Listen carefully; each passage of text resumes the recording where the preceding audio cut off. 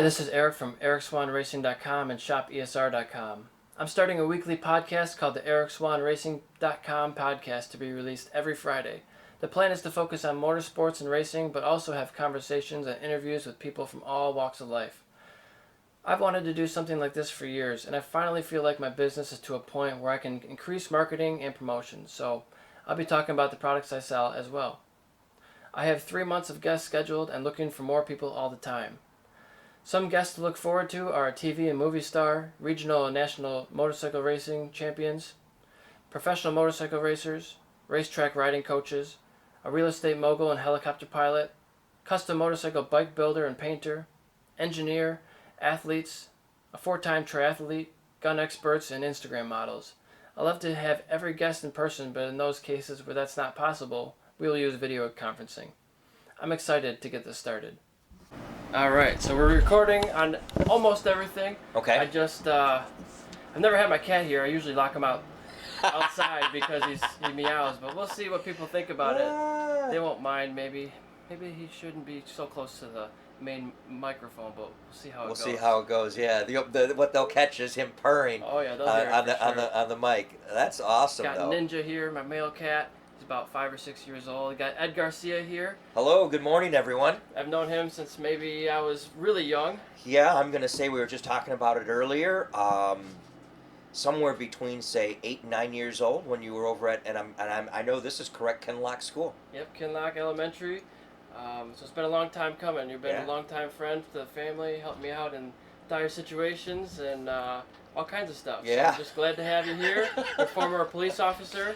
Retired, yeah. Spent 25 years with the police department. Retired and then went into the corporate sector. The last how many years I've been in there since 2014. Okay, yeah. And you're a part of the school board. On the school board in Crestwood, so in Dearborn Heights for the Crestwood School District, and I've been serving the district since 2004. And you ran for mayor. Ran for mayor in Dearborn Heights.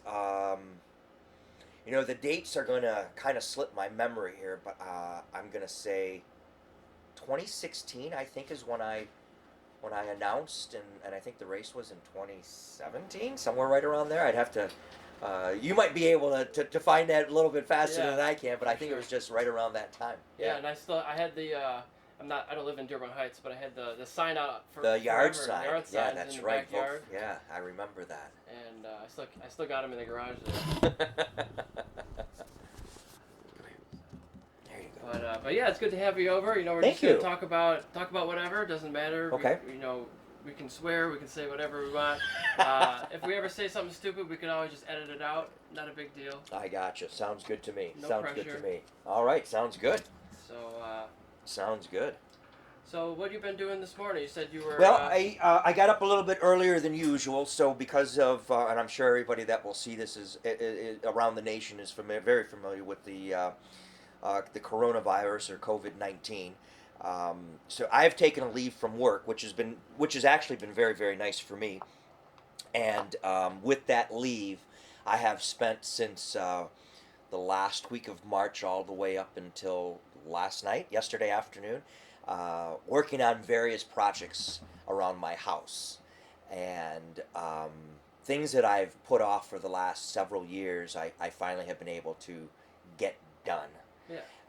And as I was telling my friend Peterson, the big thing is that I suffer from ADD and ADHD, but I'm not a medicated person, so I've never taken medicine in my entire life. Which I guess is a good thing, because I've been able to bounce around, and I'll get up in the morning like I did today, and know exactly what it is that I've got to do, and when I find that dead spot, then I find other things that I need to do this, I need to do that. Yeah, fast switcher, yeah, good multitasker. There you go. So, but anyways, to go back this morning, I got up this morning, I had planned on doing a short little turn on my cranks, but wound up having coffee, relaxing, having breakfast, getting ready, and chit-chatted all the way over here. Yeah. So in between, well, how do I state this? I'm a very avid cyclist. I run, but I'm not the best of runners, but I can run. You've been in some, was it biathlons? I did some triathlons and duathlons. Yeah. and both of them have been in teams. Okay. So, and it slips my mind of the Daniel. He went to Crestwood. I can't remember what year he would have been in, to be honest with you. I can't remember if he was with you, with your brother, or somewhere in the middle. But the one guy that you may know is Anthony Cross from Cycle Connection. And very, very avid cyclist, and a decent runner. And back in October is when the season kind of ends for riding outdoors. And I decided I was going to be lazy through November and December. And not knowing that we were going to suffer this major pandemic, I guess, because the proper way to say it. Yeah. I have a tour that would have started 3 days ago, which is for the Police Officers Memorial Fund in Washington, D.C. Okay. So I started doing my training in just the latter part of December, going right into January. And I have, in my basement, I have a little section all set up aside where I have my my bike on a what's called a Wahoo trainer that's wired into Wi-Fi and Bluetooth into my laptop or tablet. And what I do is I just set where I want to go, and I jump on that. And if I want to be in England or in France or in the United States, I pick a spot and I go right to it, and I train for it. So are you using Zwift with that? Yes. Zwift? Yep, I do use Zwift with that. I do use the Zwift, and I'm just drawing a blank on another one. And I'm cycling apps that you can and different courses. And then if I choose to, I'll tell you what is Strava. There we go. Yeah, Strava, Zwift, and the Wahoo. So if I decide that I don't want to use any of those, I have a 42-inch TV down in the basement that I angle towards the bike, and I pull up YouTube videos. So Global Cycle Network is one that I dial in quite often and watch their videos. And everything from climbing to sitting in the saddle to gear shifting, nutrition, whatever it is, sure. I'll focus and dial in on that, and spend an hour and a half or so turning cranks, as they call it. And you have rollers. So are you normally on the rollers, would you say, or are you normally on the fixed? When it's in my basement, I'm on the Wahoo, which is a fixed unit. Mm-hmm. So the rear wheel is removed, and there's a special sprocket because on one of my bikes it's an 11-speed versus a 10-speed. Okay. So that bike I can use the 10-speed on it, but it's on a fixed unit. If I'm in my garage, I do have rollers, but I have the versatility of either riding it on the rollers or riding it on the fix. Yeah, it's a nice change. Yeah. I have just the rollers as a stationary trainer, and it would be nice to have something more fixed, because sometimes I'll go on the rollers and it's more work. It's definitely more work, and sometimes you just want to pedal and not work and not have to work. You want to get up off the handlebars, and relax your back a little bit and just keep turning the cranks. Or you something goes on around you and you're drawn to that, and all of a sudden you feel the bike go, oh, whoa, wait a minute, I got to stop here, regroup myself. Yeah, for sure. My rollers and my television are not right in front of each other, so I'm actually looking off to the side when I'm on my rollers, and I notice myself, oh boy, I gotta keep my peripheries in line and make sure, even though I'm not looking straight, I still gotta be knowing where I am, so I don't fall off of the thing. Exactly. And now that we're having the nice weather, although I think the earliest I rode this year was in March. We had some nice days in March and through April, and then we had some really freaky days here in early May with some snow that had fallen. But when I'm not riding indoors, because of the way the weather has changed, I'm outdoors cycling. So that's good. I live in Dearborn Heights, which is really cool because less than a block and a half away, I can ride and dump right into Hines, which in a closed course, I believe it's about 14.7 miles round trip from start to finish. And then if you decide to go beyond that, you can venture out almost 36 or 38 miles.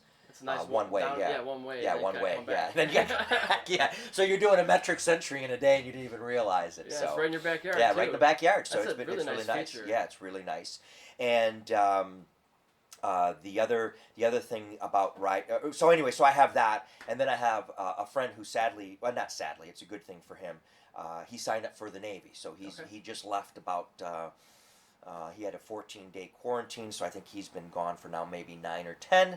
But he's from the east side of Detroit, and so the nice thing is that we did have the few of those nice days. So I would head out to Detroit, and we would do these east side loops through Belle Isle, the Eastern Market District, all the way to Grosse Pointe, and so on and so forth, and did these really nice tours through the east side to see things that you typically would never see.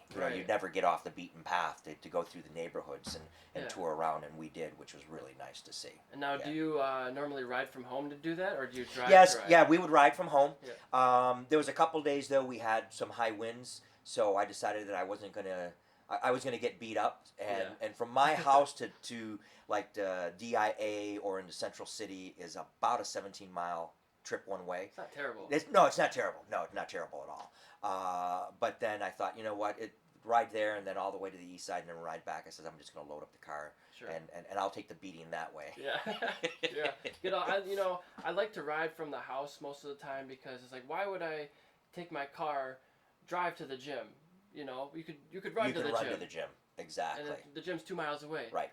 But sometimes, like if you're trying to mountain bike or something, you want to only do the mountain biking stuff and not have to worry about all the road in between. Right. Well, I did find that, for example, when we would meet down at the DIA, which is on Woodward Avenue and just outside of Midtown, it was nice to take and load it up because then after that long, you're doing a 36, 40 plus mile ride. At the end of all of that, to take your shoes off, it's pretty nice. To put your bike in the car and then to sit on the tail end of it and then take your shoes off and your socks and put on some flip-flops. Like, wow, that really felt good. Absolutely.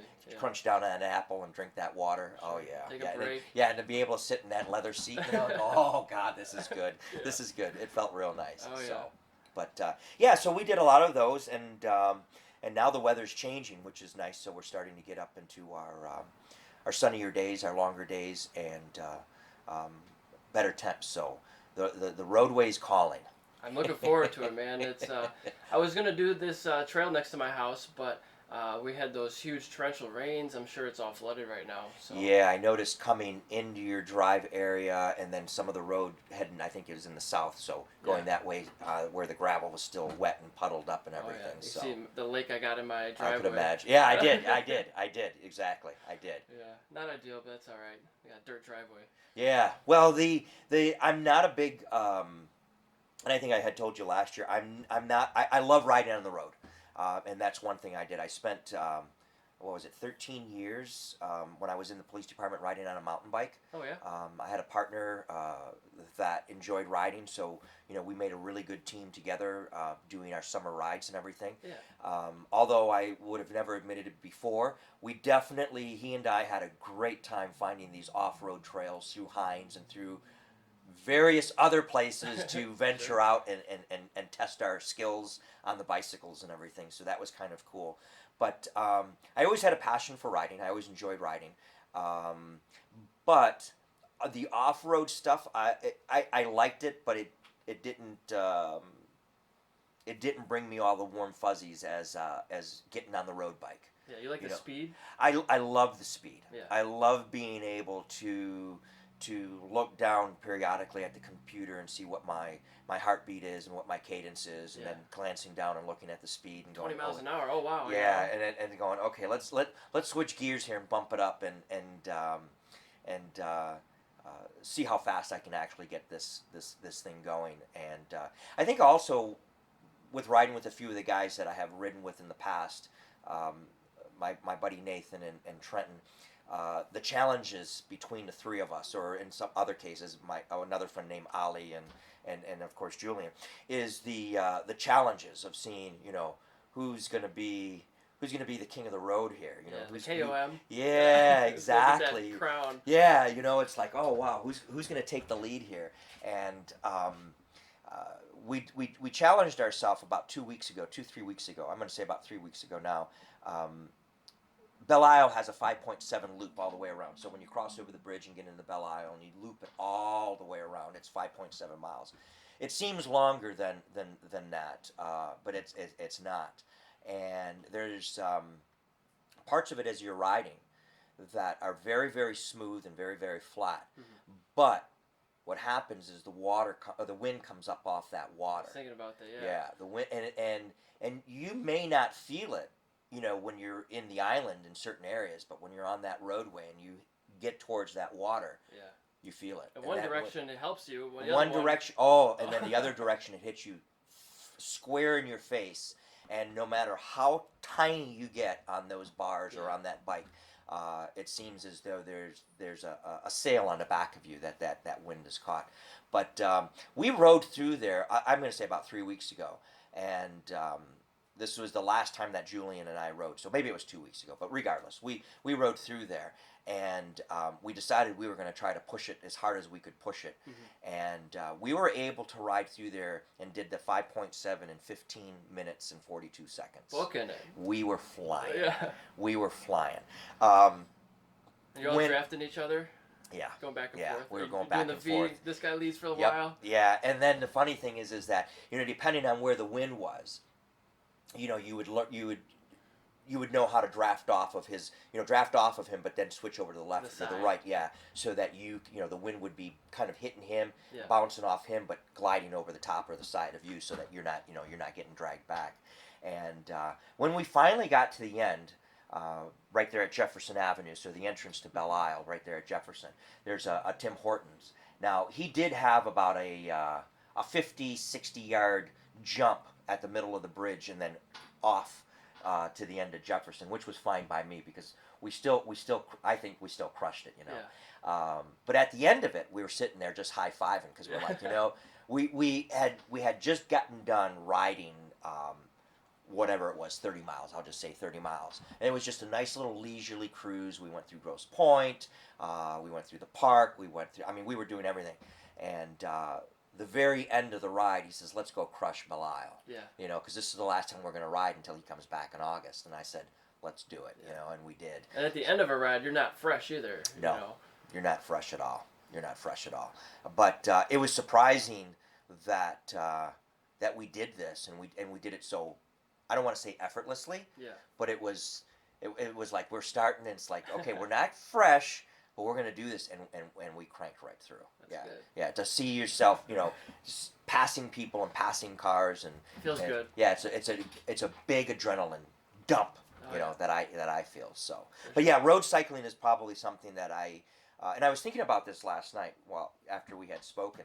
I've always liked cycling. Period. I think I was 17 or 18 when I had my first motorcycle. Okay. I had a Yamaha 250 Exciter, okay. and I think it was like a 4-speed transmission on it. Oh, and it was a candy apple red or something goofy like that. And I remember just loved riding that motorcycle. That was just loved riding the motorcycle. But prior to that, I worked my butt off as a 14-year-old cutting lawns to buy my first bicycle. Hungry. Yeah. Gotta work, And I would take our family lawnmower and go around the neighborhood cutting lawns. Yeah. And I can't tell you, Eric, what I made, $3 to cut a lawn or whatever it is. Inflation. Yeah.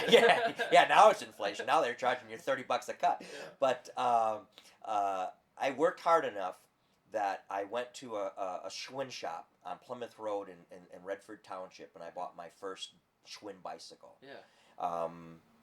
The only thing I remember is about 18 or 19 years old, the bike disappeared. I don't know what happened to it, which was fine.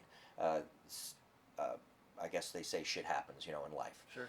But I always had this passion when I was riding that bike. I always felt that it was, I always felt free, and I always felt alive.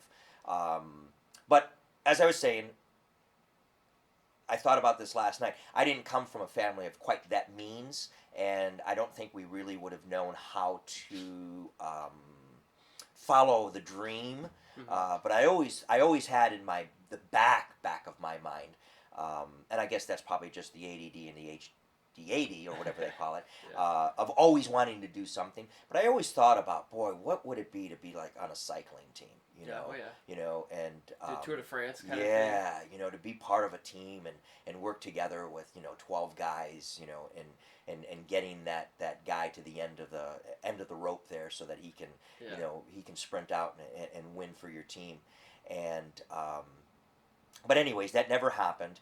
And then when I got into the police department, I was the first one back in 2000, or geez, I don't even remember what year it was now, 1992, I think, 92 or 93, that I was able to go to the Target Corporation, actually Target store, not the corporation, but the Target store in Dearborn Heights, and they donated an old not an old, but a Huffy bike. Yeah. Huffy mountain bike that I mean, that was probably a 30-pound weight, Yeah. that I lugged around and cycled on. And then a few years later, the department decided to institute or to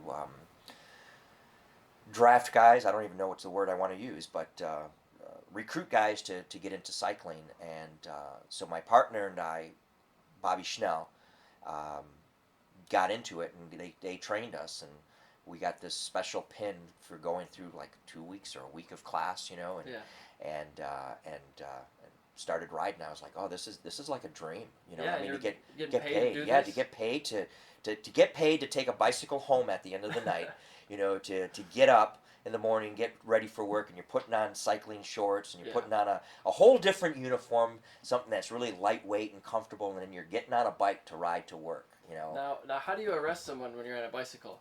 Well, so a lot of what we did was really more on the lines of community policing, so it was community based. But we did take calls. Yeah. We honestly did take calls. We did write reports. Although we didn't keep a lot of supplies in our saddles, we did keep things that we would need. Oh, for backup. Yeah, exactly. But when we had an arrest, we would call a car and they would take them in for us. Okay. And they just drop them off, and then we would make our way up to the station and do the booking process. Yeah. So it was kind of neat. But yeah, that was a question that was always asked: is how do you arrest somebody? Yeah. How do you arrest somebody? Well, we don't have the luxury of putting them on the back of our You don't bicycle. have a 2-up? Yeah, yeah, we don't have a 2-up. Yeah, but a car would come in and transport them for us, and like I said, drop them off, and then we would head in and process them. So Okay. it worked out pretty good. Yeah, And, worked out pretty good. You're still with the stalls doing all Yeah. I'm well right now because of COVID. Our company has closed some of our factories down throughout the United States. We do have some limited operations here in Michigan. And Very explain limited. what that is? The stall museum? So okay, well, the Stall Museums is a separate division of the company called Group Stall.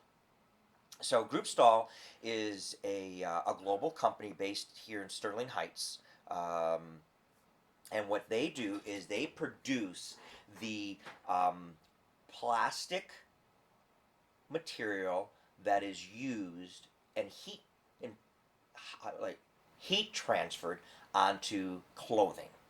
So if you're familiar with like Under Armour, Adidas, Nike, and those are just a few, their logoing or that material that they use is all from Stalls. Okay. Is all part of Group Stalls. It's like a plastic vinyl. Yeah, it's a plastic vinyl, and it goes through a number of different processes. The company's very, very huge. It has a development company. It has a marketing company, or I should say a marketing department, a development department, development research, and so on and so forth. And what they do is they do the decorating, and they create these materials, and there's testing so that they know that certain materials will adhere to certain fabric and how it will stay and how long it will last without washing off and wrinkling away and so on and so forth. What they're also very well known for is that not only they do that type of decorating, but if you ever look at a NFL, an NBA or an NHL or baseball uniform, all of that decorating, the number, the name, is all produced by Group Stall. Oh, wow. Yes. And they're a very old company, 100 years or something? They're over 100 years old. The company was founded by the family Stall, which is an East Side family, and then the grandson Ted Stahl and his brother were able to take it over. I don't know exactly how many years back this happened, but they were able to take it over. And then as time changed, technology changed, ways of marketing and research and development changed, and it went from a small company to a very large global company. And they continue with the process and continue to do the manufacturing of this material. Now, where you had gone into, which is the issue of the cars, I think, or you just said the museum. I think you just said the museum, is the owner of the company is a very, very avid car buff, and one thing that he wanted to do was he wanted to leave a mark, as well as the passion of enjoying cars. So there's a museum located up in Chesterfield, Michigan called the Stahl's Automotive Museum. And that is in Michigan, it's the largest free auto museum that you can go visit once a week, open to the public. And you have an opportunity of seeing cars that are very rare, some one-of-a-kinds, some that only 40 or 43, I think, were built. Wow. And still exist. And they're all run? The majority, yes. They have 2 car technicians, 2 car gentlemen that actually work on the cars, and then they have a general manager that manages the entire facility. And Chris and Seamus are responsible for the maintenance of the cars. So the oil changes, the fuel changes, and then making sure that the cars are getting out on the road, and as they like to call it, stretching the legs of the car, to ensure that they're not only show-worthy, but they're also very drivable and dependable cars. Yeah. So Okay. they have everything from a Duesenberg that is just, it has so much chrome that even without lights, your eyes are blinded, you know. Yeah. They have the Tucker, which was a very rare car. Tucker was the one of the designers, I believe, with Chevrolet. You might have to do some research on that, so forgive me if I'm wrong. But Tucker was an individual that was preceding the automotive industry and developed this car, and but was not able to really capitalize on it because the other 3 or 4, or whatever it was at that point in time and back in that day, automakers had cornered the market and kind of shut him down. So he was able to produce some cars, and Stahl's has one of those cars. That's that pretty is cool. there, yeah. And if you bring your kids or your nieces or your nephews, your grandchildren, whatever it may be, they have some cars that kids can get into. They have, as a matter of fact, they have 2 or 3. I can't remember now. I think there's a total of 3, but 2 out on the floor. From The Grinch That Stole Christmas with Jim Carrey. Yeah. Yeah, so they have 2 of the cars that are out on display that they have out there. They also, Stahl's Museum also, and this is how I actually got hired into the company. So when I retired in 2013, there's a very well-known, sadly he just passed away within the last couple of weeks. His name was Ken Chrome from Chrome Organs. Okay. And Ken Chrome was known for his master craftsmanship when it came to pipe organs. And I know that some of the people watching this podcast are going to go, what in the world is a... What? Well, he said organ. We're not talking about donating organ parts, but what in the world's a pipe organ? Yeah. So Ken Chrome and his father and his family, as a matter of fact, have a company that was based out of Reno, Nevada, and what they did was they rehabbed, rebuilt pipe organs throughout the United States. And they were the hired company, the contracting company that came in and reinstalled the 1928 Rudolf Wurlitzer pipe organ that was in Rudolf Wurlitzer's mansion in Cincinnati, Ohio, Okay. into the museum. So it is a plain pipe organ that is in this huge museum. Yeah. That for those that are organ buffs, for those that are professional musicians that play the organ, when you hear this thing inside this museum, you see all these cars and these tin walls, I guess, for lack of better words, but these sheeted walls, and concrete floors, and go, how in the world is this instrument going to sing in here? Right. And when you hear it, it's like you're actually walking into these big, old, magnificent theaters. Oh yeah, but those big halls. but it's installed in this museum, and it sounds amazing. So that's how I actually got hired, was as a contractor to come and work for them. Okay. And then rest his soul, Ken Crome had spoke to the owner, Ted Stahl, and said, you need to hire this guy to work for you. So they hired me. I was there for a little bit, and because of my background, I switched positions and went into the corporate security side. So the man himself vouched for you. Yes, he did. Yeah, yes, he did. Yes, he did. And I've been there ever since. And great, nice change, I guess, in careers and in fields. Yeah. And I still get to play the organ when I get over there, because I am a musician and I do play, not as well as some of the pros, but I do enjoy playing. And yeah, it's a lot of fun. Absolutely. Yeah, a lot of fun. Very cool. Yeah. Yeah, no complaints. You're not hearing any complaints from me. It's good to hear, man. It's you got to find something, maybe a different career, but you got to find something that you love. Yeah. I wake up every day and look forward to what you're doing. It's not about the I have to do, it's I get right. to do. Yeah. Nope, I agree. Yeah, I spent my entire career, as a police officer, and I can't say that I had bad days. I enjoyed what it was that I was doing. I enjoyed the interactions, with the community. Built a lot of relationships, a lot of friendships, and as we sit here, friendships and relationships that have lasted a number of years. I can't even do the math on how many years it's been. Over 10. I know that for a fact. But it was nice when I was all said and done. Yeah.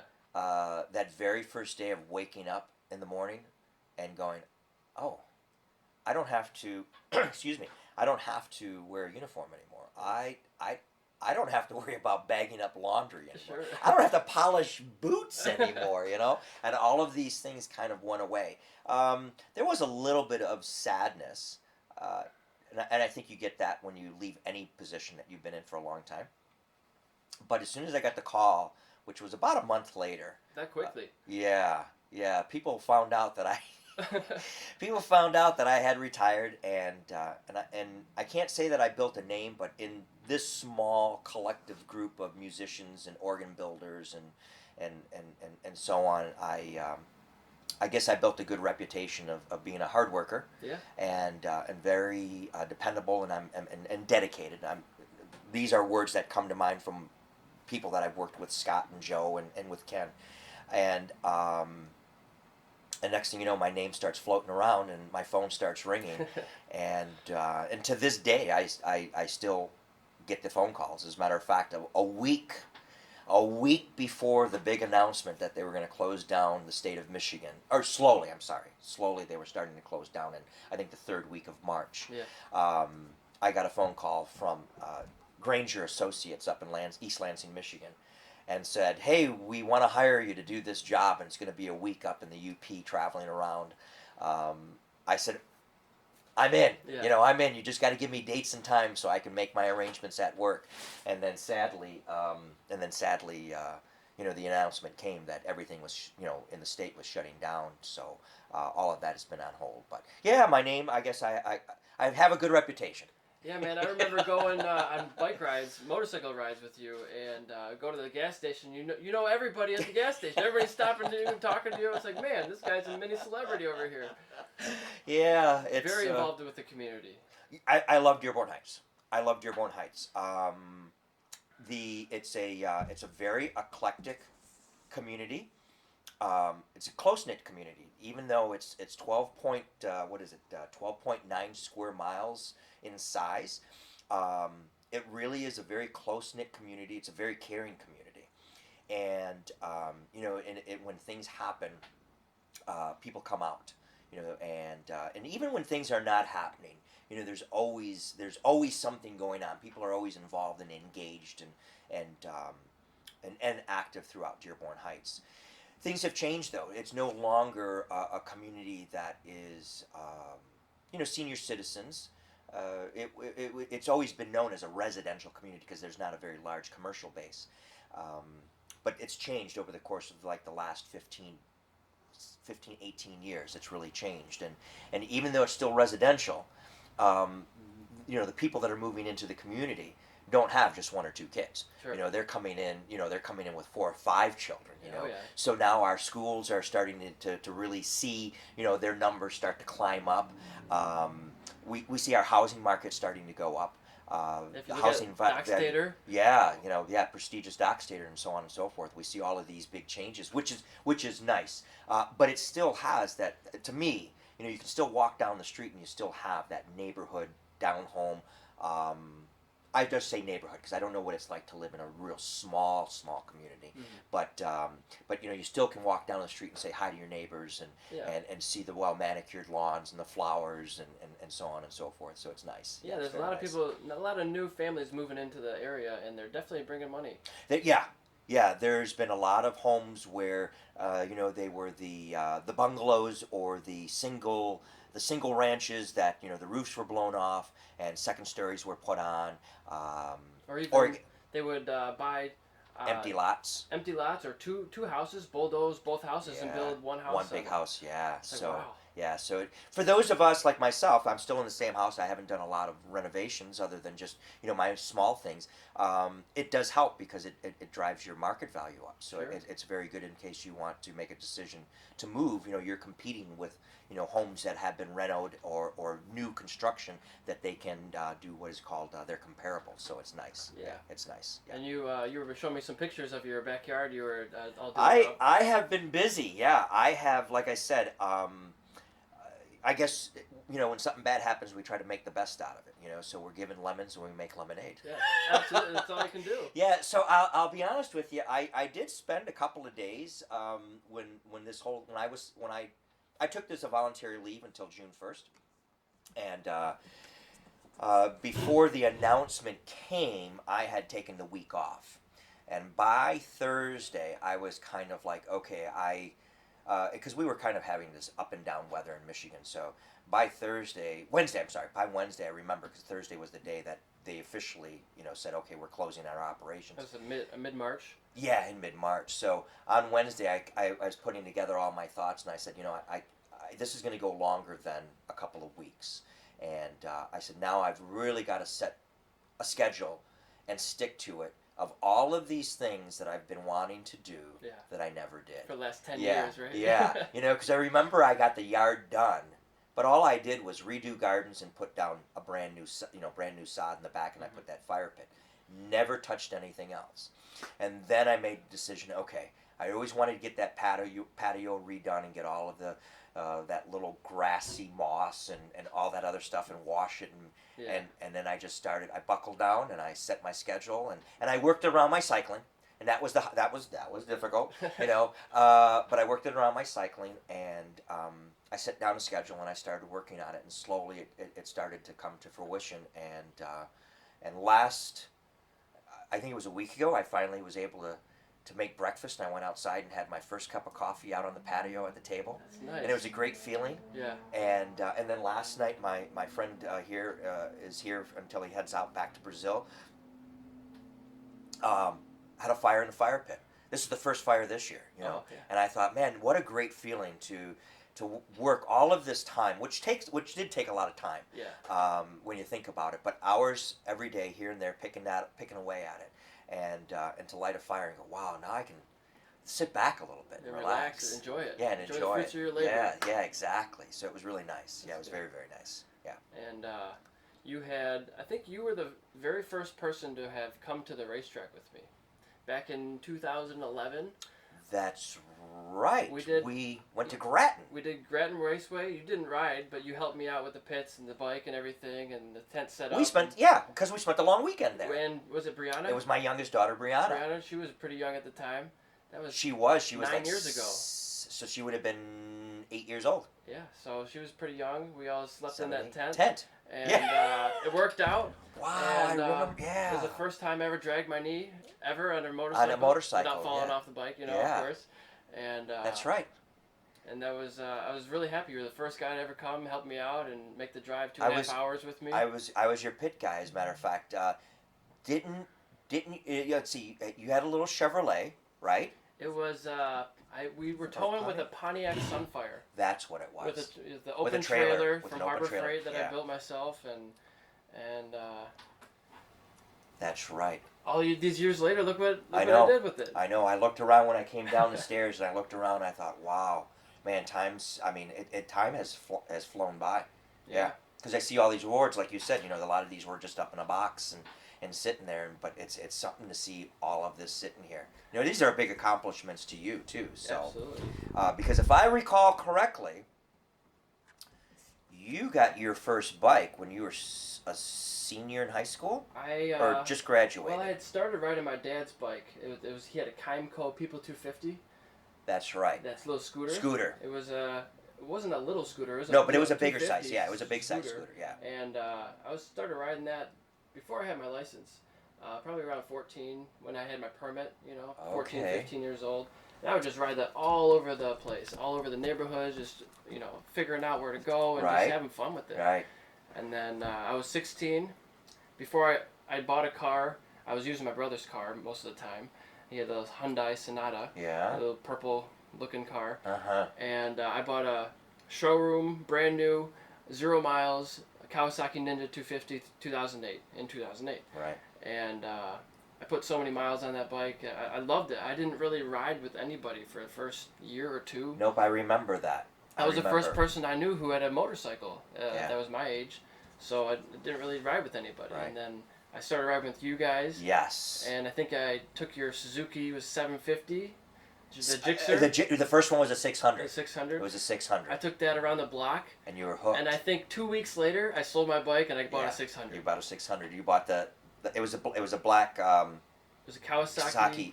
636. No, the first one was a 600, wasn't it? No, I think it was a 636. It was a 636. Yeah, it was a 636. Yeah. And I rode that for a couple of years, and that was a blast. Yeah. And if I'm not mistaken, I think we made a few late night trips with my nephew Joey to. Alama? Yeah. To bike nights. Bike nights in Royal Oak. Yeah. We go there all the time. Yeah. I remember I was still on my 250, and you guys, I was like, I can't keep up with you guys. I remember we'd be scooting along 696. I wink. We'd be scooting along 696 and then look down and go, whoa. Yeah. And then we could, well, I didn't have mirrors because I pulled a lot about all those things off because of the drag. Yeah. But you could turn back and look and see the headlight coming up. 6-year pin for 30 seconds. For the 30-second pin. Yeah. But yeah, I remember those. Yeah. We did a lot of riding even when you had that 250. Yeah, I did a lot of riding with that. Yeah, it was.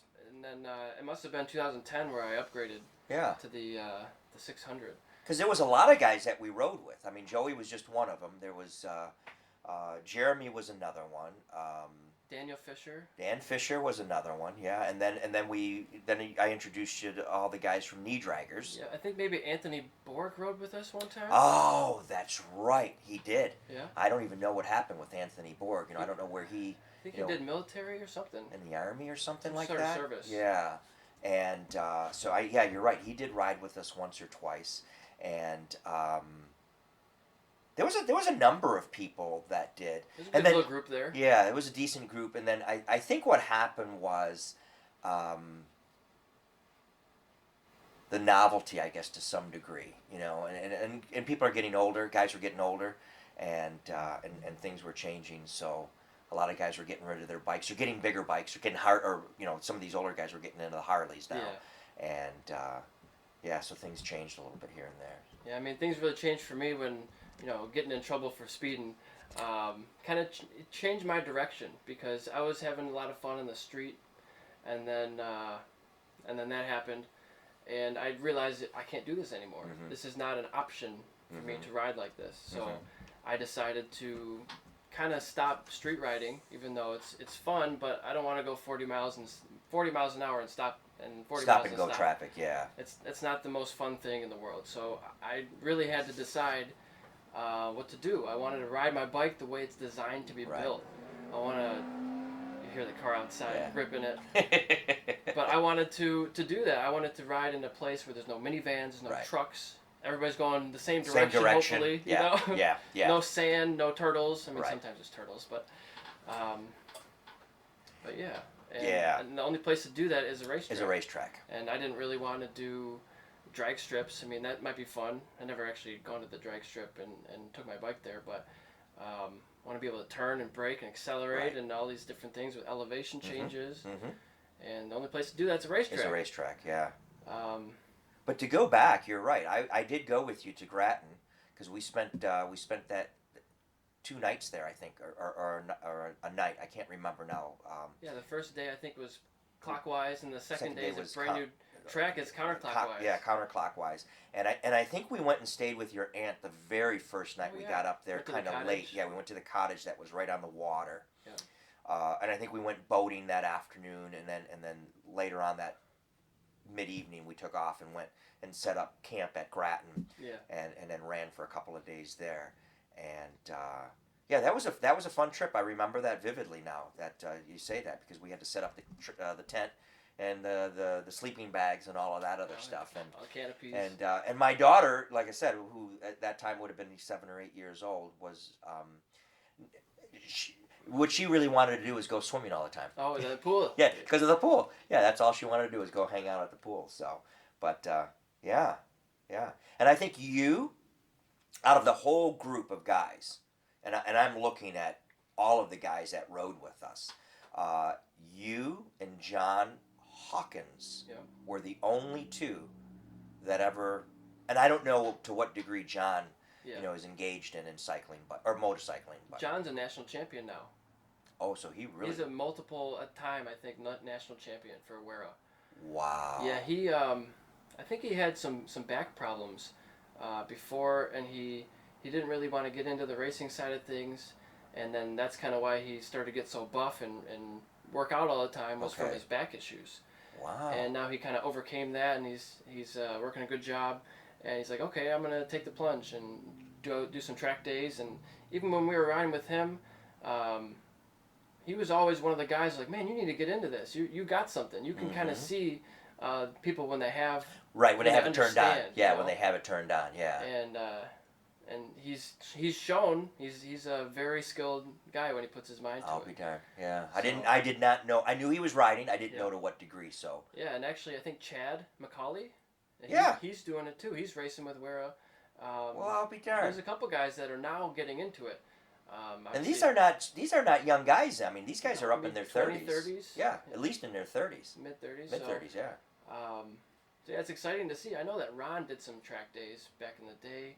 Okay. I'm not sure how many, but he was always a guy I looked up to. He was somebody that helped me work on my bike because I didn't know how to change a tire. I didn't know how to change my oil back then. Yeah. And just, well, you had Ron Burleson, and then you had Sean. Oh my gosh, he. There was a Larry Barrow. Yeah, Larry Barrow. No, Phil. What? Phil? No. Ooh boy, I'm gonna start butchering some names here. Both those guys were both. They were cops out of Inkster. Phil Livingston and the other guy, I just drew a blank on his name. There's a Brian. Brian Schaefer. Thank you. Yeah, Brian Schaefer. They were both trained Harley Davidson riders and instructors, and they were good riders. They were hell of riders. Yeah. They maneuvered motorcycles like no tomorrow. Yeah. And I've seen you go through some of those courses. Yeah. The Harley Davidson I can ride. Yeah. The street bike I rode, but I don't know. It was taking me a long time to really get that edge. It's a different beast. Yeah, it is a whole different beast. For some reason, when I would drag the boards on the Harley, I knew that I could throw it so far down, and even when I threw it even further than I needed to or should have, I still felt comfortable on it. And on the street bike, I would want to throw it down there, and because there was nothing there to tell me go go go go go, I always felt like, man, if I take it too far down, my bike will go one way and I'm going to go the other. But it's maybe harder to find the limit on a sport. Yeah, that's right. Yeah, to know where that fine line is. To find that fine line. I in all honesty, I think what you got to do to some degree is in a closed course is to let it lay down if that's what it's going to do. So then where that spot is. Right. And not have that fear. For sure. So, but yeah, I anything with two wheels, I just have this passion for, and I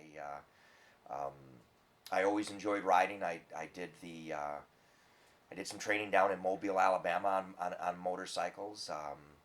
I did the Flint Bikes on Bricks a few years. Okay. And so had taken the Harley up to compete in friendly competition, and because I was competing against some guys that were some hardcore riders. Those are all time trials?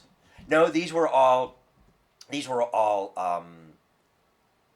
police officers that would ride the Harley Davidson and Harleys in closed course, but it was obstacles. It was all obstacle riding. So it was all obstacle riding. So it's a lot of learning how to throw the bike left, right, and then left and right together. And then stop between and these then stop cones, it yeah. exactly. Know where that threshold braking is, and being able to use the clutch and the so it would be the clutch and the engine and your rear brake, so that you have power, and you don't overpower it, but just enough. I think is it called inertia. To make that bike want to continue to stand up, but and then maneuver it back and forth. Yeah. So you're a bicycle cop, you're a motorcycle cop as well. I did a number of years on a Harley Davidson. I sure did. Yeah. Talk about that a little bit. How did you like that? That was my dream. Yeah. My uncle was my uncle. Mind if I have? Yeah, go ahead. My uncle was a retired motor officer from the city of Detroit, and as a young kid, we would spend summers at the house, which was less than a mile and a half away from where I was growing up. They lived in one side of the neighborhood. We lived on the other side. And Detroit, and they still do, the officers would take their motorcycles home with them. So when I was a kid, the motor unit that my uncle worked out of, the guys all lived in the same neighborhood. So they would all come over and park the bikes out in front of the house, and you could hear them coming. Oh yeah, those down the street. Oh yeah, those Harleys just have that sound, so you could hear them coming. And so I was always fascinated with it, and of course my uncle being a police officer was a good role model for me. That was something that I wanted to do. So I didn't have an opportunity. Sadly, back in the mid '90s, I had a chance, but because of what my job entailed, they didn't want to give me the 2 weeks to go do the training. So sadly, I couldn't do it. So it wasn't until the latter part of my career that I was able to go through, and then I wound up spending the last several years of my career riding a Harley Davidson. Do you have to have some, I guess, standard car training before you even are eligible for that? Yeah, it's so to be able to get out of a car and into or onto a bicycle or into anything other than a car, there's training. So even the officers that ride. And I just, Paul Blart rode one, and I can't think of what it was. Is that Segway, right? A Segway. There we go. Yeah. Mall cop. So yeah, mall cop. So anytime that you leave a scout car to ride a boat, a tank, a helicopter, a plane, a Segway, a bicycle, you have to go through training, because everything is different than it is in a car. So they have to train you, and then of course it's the liability, making sure that they've trained you so that you can operate in a safe fashion, so that if something does happen, they'll either say, well, we did it, or no, it's officer. Sure. It's officer's issue, not ours. Liabilities, the liability falls on him. So by far, that was 2 weeks, and it was very, very difficult school. Not like your standard motorcycle safety class? No. Remember the one we took? Oh yeah. Yeah, that where I think we went through 2 or 3 obstacles, and that was it. Yeah, very, very little. Left, right, yep. And then stop. And you use the clutch. Yeah, and then stop. Yeah, this was a little bit different. And one thing no one ever wants to do is lay a bike down. Sure. And when they tell you that you're gonna learn how to pick a bike up, and you're looking at this Harley Davidson, and this is a full dressed Electroglide. It's like no way, right? Yeah, I mean it's what 1,100 pounds or 900. Yeah, wow. 950. It's a heavy bike. It's like half a car. Yeah. And you're looking at this thing, and you see your instructor go over, and he puts the kickstand up, and the bike is just kind of he's holding onto it, and he lays it down. And he says, "I'm going to show you guys how to do this, and then it's all on you." Yep. And when you do it the first time, and you know exactly where it is your body needs to be, and how your ass end needs to be, in between the saddle and this back case, and you can hoist that bike up yourself, and know that your kickstand better be up. Oh yeah. Yeah, so it'll rock right back. Yeah, on the other side, so it'll rock back up. Then it gets a little bit easier. But then when you're going through the courses and you're trying to think, okay, we just went through 8 hours of classroom work or 12 hours of classroom work, and now the rest, what you've done there, now you apply it. And that's where you're learning about how to feather that clutch, how to work that throttle, where your foot should be. Your foot should never be jammed on the brake. Your foot's there and it's resting on that brake, but it's not. You're not really putting any pressure on it. And no, you're looking at not where you were, but where you're going to be, because you've already passed where you were. Yep. So you're constantly jogging that head forward of where you want to be next. And it was an 80-hour training class, and upon completion you have to be able to run through the entire course, and you can't put that bike down. You cannot let that bike go down. That's your failure point. That's right? your failure. And it's not like you can put the bike down and they just kind of like take a demerit and then you try again. Yeah. It's once you lay that bike down, the course is closed. You're done. You're all done. You're all done. So they spend that last, I don't know how many hours, but you could do the math, that Tuesday afternoon until that Friday morning, you spend all of that time going through and working on that course. And they'll find your weak spot and they'll make you work on that, to get you strong and make you feel confident. And the one thing that I'll never forget, his name was Doug Wolf, was my instructor. The one thing I'll never forget, Doug and Larry, as a matter of fact, but the one thing I'll never forget is them saying, when we're getting ready to do to actually go through and finalize the course, is ride your ride. Just ride your ride. Because to me, when I hear ride your ride, to me it's telling me, okay, I know where it is I have to be, and I'm not going to push it. Because if I push it, then I'm done. But if I ride that ride right where it is that I've got to be, that bike's not going down, I'm going to finish. Yep. And they're going to shake hands, and they're going to give you your motor wings, and you're on your way. Yeah. For sure. Yeah. So yeah, we went through it. It was in mid-spring time.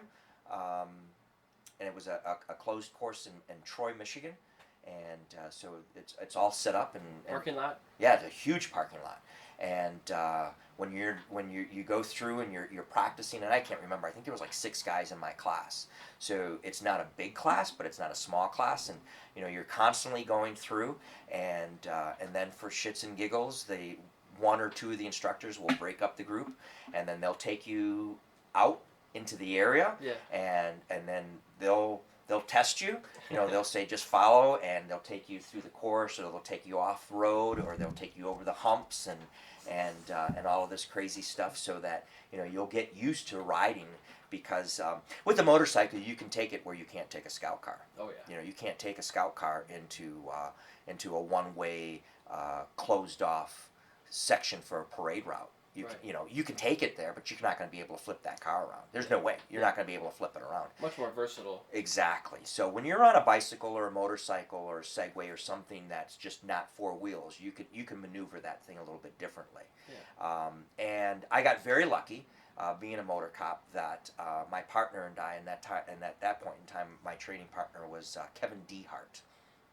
That I had connections through Brian Schaefer and John Hankins, who is also retired, or Brian's still with Inkster, John retired. But I had connections, and my partner and I, we were able to get permission, and we went and trained down in Mobile, Alabama. Yeah. Now this dates back, but we actually got to go and train down in Mobile so that we could work 2 weeks and do their Mardi Gras. So we went through a training course there, which was like 36 hours. And then they bring you to a big ceremony in downtown Mobile. And there's officers from all over that area. Not only Mobile, there was officers from Florida, from Louisiana, and then of course from the surrounding areas of Mobile, Alabama. And they bring you to this area, and after everybody's passed, they know that the guys that they have riding are going to be safe in this course or in this parade. and they raise your right hand, and they swear you, and they deputize you as police officers for the city of Mobile, Alabama. It's kind of it's official. It's official. It's a good feeling because what they do is now we are responsible in different teams to escort. And I don't know if you've ever watched any Mardi Gras, but it's completely different than what goes on in New Orleans. And these parade routes are huge and they're long. Yeah. They're huge and they are long. And so you are actually escorting these floats from an off-site through downtown areas where police officers and scout cars close down main roads, but you're escorting the floats to the parade route, and then you're running these floats through the parade route. Okay. Yeah. So part of the training for that, though, was interesting because they tell you that while you're riding this route from start to finish, that you might have beads thrown at you. Oh, yeah, all kinds you might of stuff. have what was the Tomatoes. no, we didn't get tomatoes. Moon pies. Moon pie. Moon pies. So when you're running through this route, you'll hear the beads fly off the front of your fairing or get caught up in your handlebar. I had moon pies land in my lap, and it's funny because you try to gather up what you have and you open up a saddle and you throw it in there, and then you try to keep the real nice beads, you want to hold on to the nice beads because you're not going to get those anyplace else. And I've got a bag of beads at home that would just, you'd be like, wow. Yeah. But anyways, to go back to it, so we got the training, we went through there, and it was really nice, and my partner and I had a really good time, and training that you never get. And you've done presidential motorcades, is that correct? I was Secret Service trained as well. Yeah, That's you're pretty pretty cool. good. Tell me about you that. You did some research on all me. kinds of stuff, Oh man. my gosh, yeah. Secret Service, you say? Yeah, I can't remember what year it was now, but it was under the Obama administration. Okay. And we had to, and to be honest with you, I think my name was submitted with the team out of Inkster. And there's not a lot. There's not a lot of officers. I'm going to say that the total number of officers in my class that went through was between 50 and 60. And I'll tell you a few things because it was kind of like secret, top secret, and then kind of not. Yeah. So riding of the motorcycle is the same as riding the motorcycle, but the training is a little higher caliber because this is a motorcade that doesn't stop and is traveling at a minimum on roadways at about 70 miles an hour. As it travels through like major roadways, it's probably traveling at about 50. Okay. When it's traveling on highways, it's 70 and above.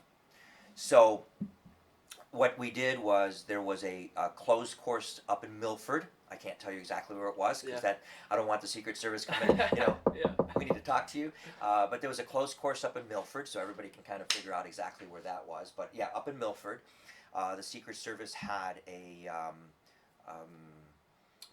shed, I guess, that was able to hold all of us, and there was a presentation that was put up on a whiteboard, and they told us that we were only permitted to be on one side of the presidential escort, and that when we did this escort, we would have a starting point, we would have a finishing point. No one would know anything until we all congregated together, and then the information would go out, and then you'd start the escort. And they would tell us that the radio communication is very limited. You could hear the radio traffic through the chopper in the air, and maybe a little chatter between some officers, but it was very, very limited. A lot of what you were hearing was the helicopters that were in the air telling you about things that were going on in front. And what you really focused in on was the air horns of the motorcyclists. Okay.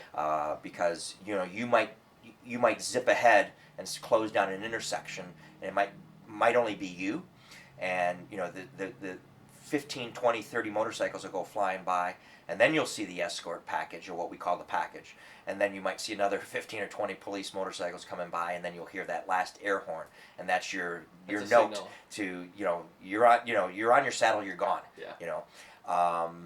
That was interesting because, again, that escort that package is moving at 70, so you can kind of estimate in your own head how fast you need to be going to pass that, because they never. One thing that we were always taught is that we were not permitted to ever be stagnant or stopped or what is the word that I'm looking for? Be next to the package or any part of the package. We were always moving forward. So there was never any stopping or visually looking. But yes, I did do several escorts, and one of them of dignitaries, but the one that was probably most recognizable would have been the escort when President Obama flew into Metro Airport, and I think I had some photos someplace of the big, Air Force One come flying over top of us, because we were told to meet in a parking lot like at 10 o'clock in the morning, and we sat there like for 4 hours.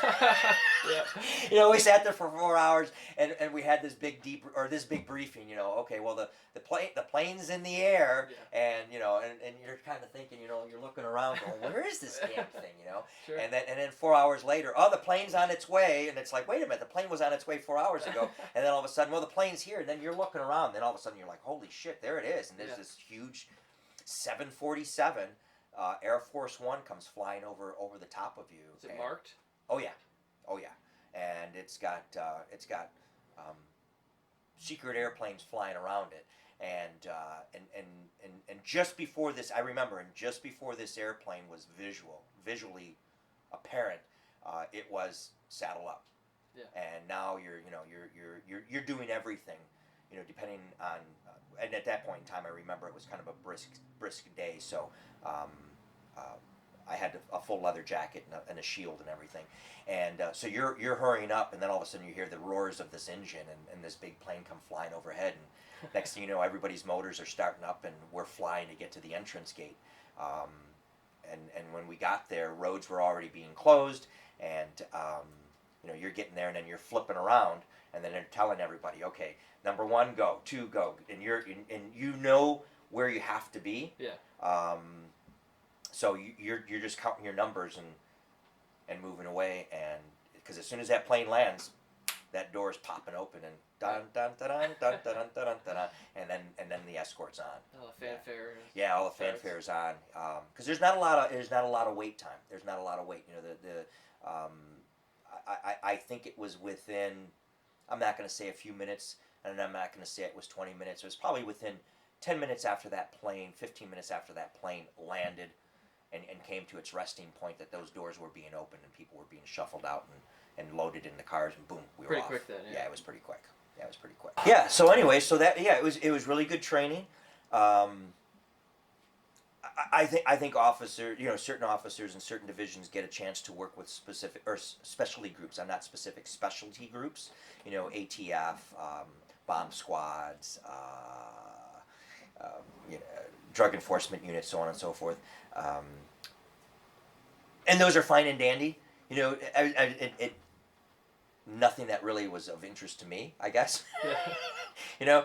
But when my name was submitted, and then I got the approval and said, this is the date that you're gonna report. You get a letter in the mail. How does that happen? I got a phone call. Phone call. Got a phone call. That's all it was. It was, your name was submitted, you've been selected, and you'll meet with these guys at this point. You're the chosen one. Yeah, and then you'll come to this point. And actually, I'm sorry. You'll meet at this point. I can tell you where the meeting point was. It was at the Sheriff's Department on Henry Ruff and Michigan. Henry Ruff and Michigan Avenue, which was the Sheriff's Office, Wayne County Sheriff's, in Inkster, Michigan. So we met there. And it was a cold morning, and then we knew where we were going. Yeah, because there were agents that were there, and they guided us and took us to where it was that we needed to be, and it went from there. So. I do remember something funny, though. I'll share this with you. there was an individual that asked if there was a brochure Yeah. or any type of handout or literature that could be used to help refresh the memory. Yeah. And I remember one of the agents said, "This class never took place." It's never happened. Nothing's written down. Yeah, isn't that interesting? Yeah. You know, because I remember sitting up in the front row, and in this room that we were in, which is a big room, it was this big metal room, shed, Yeah. steel enclosure, you know, and there were these two big torpedo heaters that were throwing in heat because it was cold. Yeah, like propane. Yeah, I mean, big old blasters, and I was like, wow. And then he went through the course because it was just a screen with this little thing that shined up there. Yeah. And then as soon as they were done, you know, everything disappeared. And just as it was disappearing, somebody said, "Hey, is there any way we could get a brochure, or, you know, is there a handout?" And it's like, what are you talking about? This never happened. Yeah, this never happened.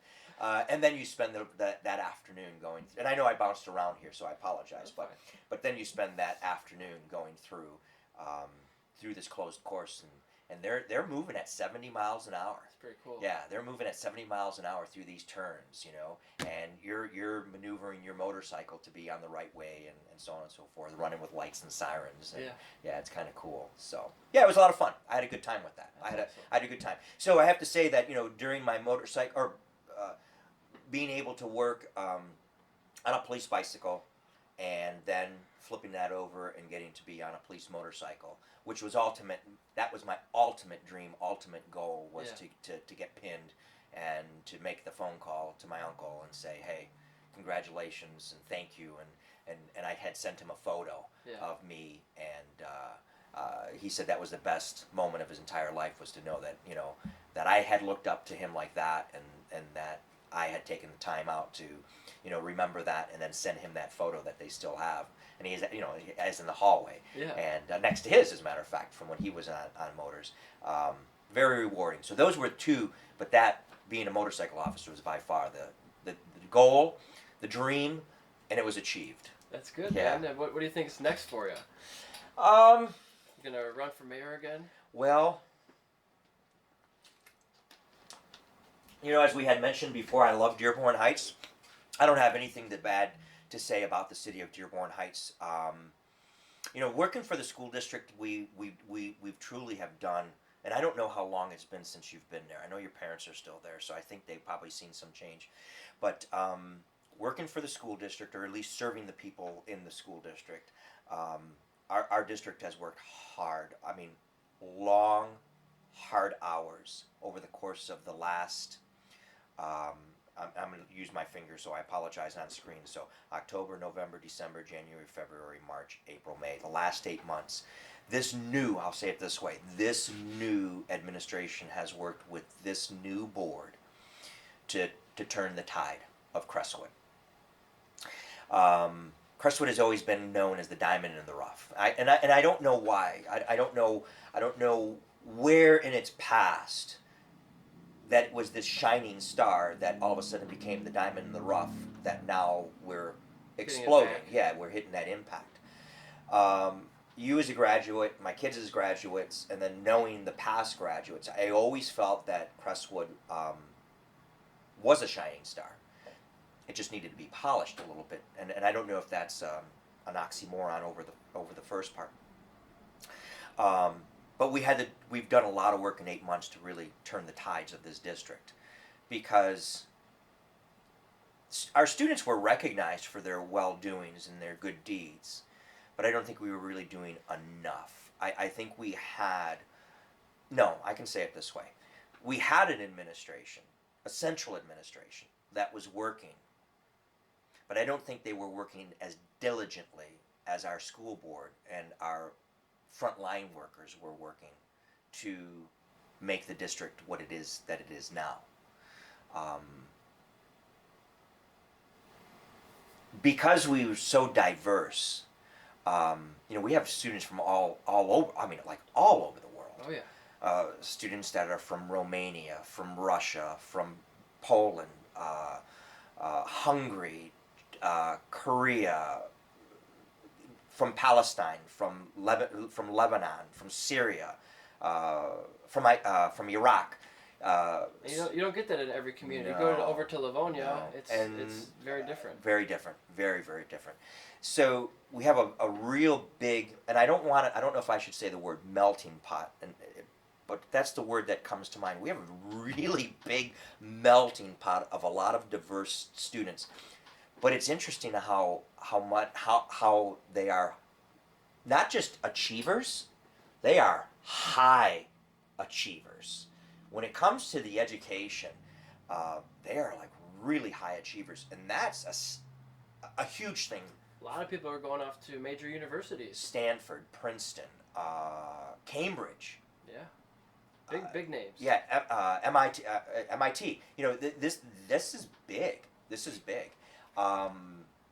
So we've had that, but it's not until now that and we're not trying to capitalize on it for ourselves, but we do want to be able to capitalize on it so that when people are looking to move into Dearborn Heights, because like I had said, you know, they're coming in with they're not coming in with two kids anymore. They're coming in with 3, 5, 7 children. We want them to know that Crestwood should be their choice. Yeah. You know, if their students or their children work hard and put in that effort, we will match that, if not exceed that, for their kids. That's good to hear. You know, that we'll do that for them.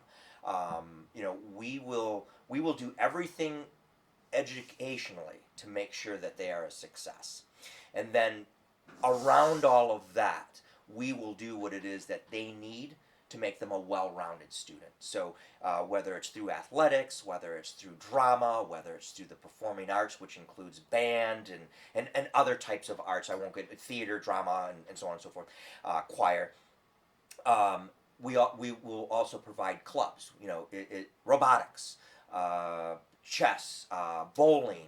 You know, we will provide whatever it is that we can, and within reason, to make sure that when that student graduates, they can plug themselves into whatever it is that they wish to do. Yeah. So that, you know, they will leave Crestwood with a strong reading, writing, and arithmetic foundation. But beyond that, they can be leaders.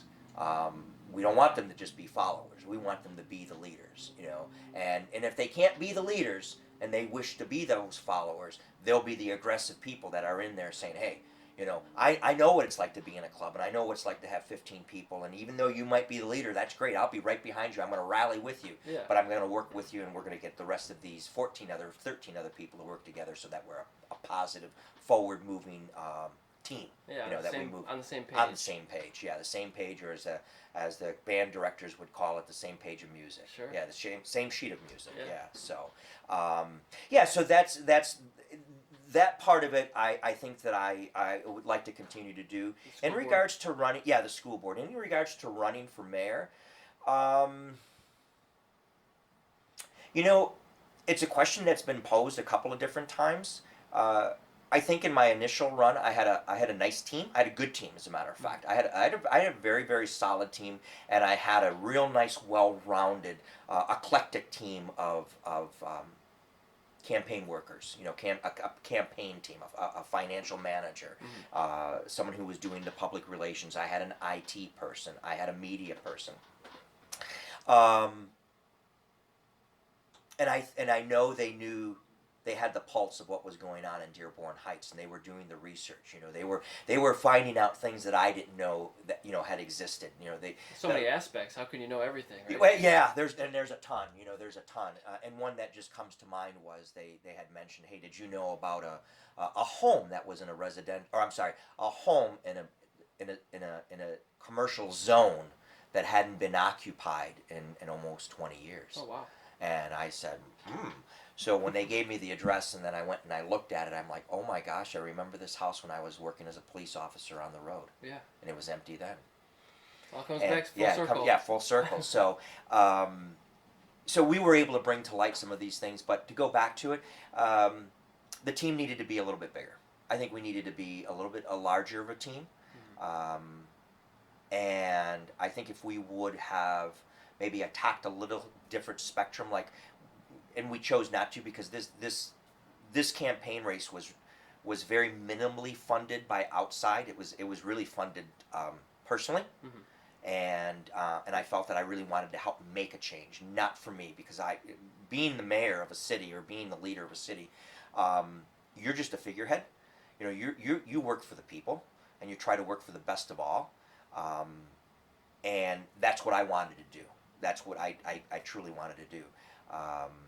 But one thing that we did not go after, sadly, was, and we didn't realize it till after the primary, was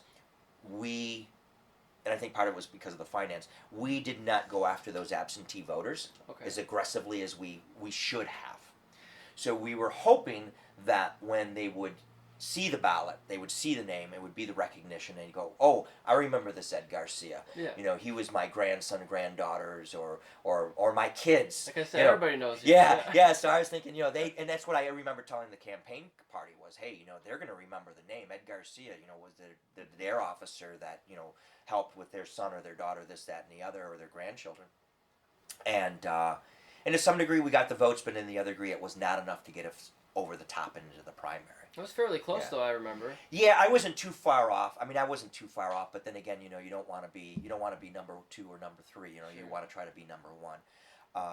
So I think if I were to do it again, I know that I would definitely look at expanding that group and doing more things to find out about our seniors, about our older group. And trying to find out ways, because we were also limited on getting in to speak with certain groups. And it's very hard to go door to door. Yeah. When you're talking about almost 13 square miles of a community, it's hard to go door to door. How many residents?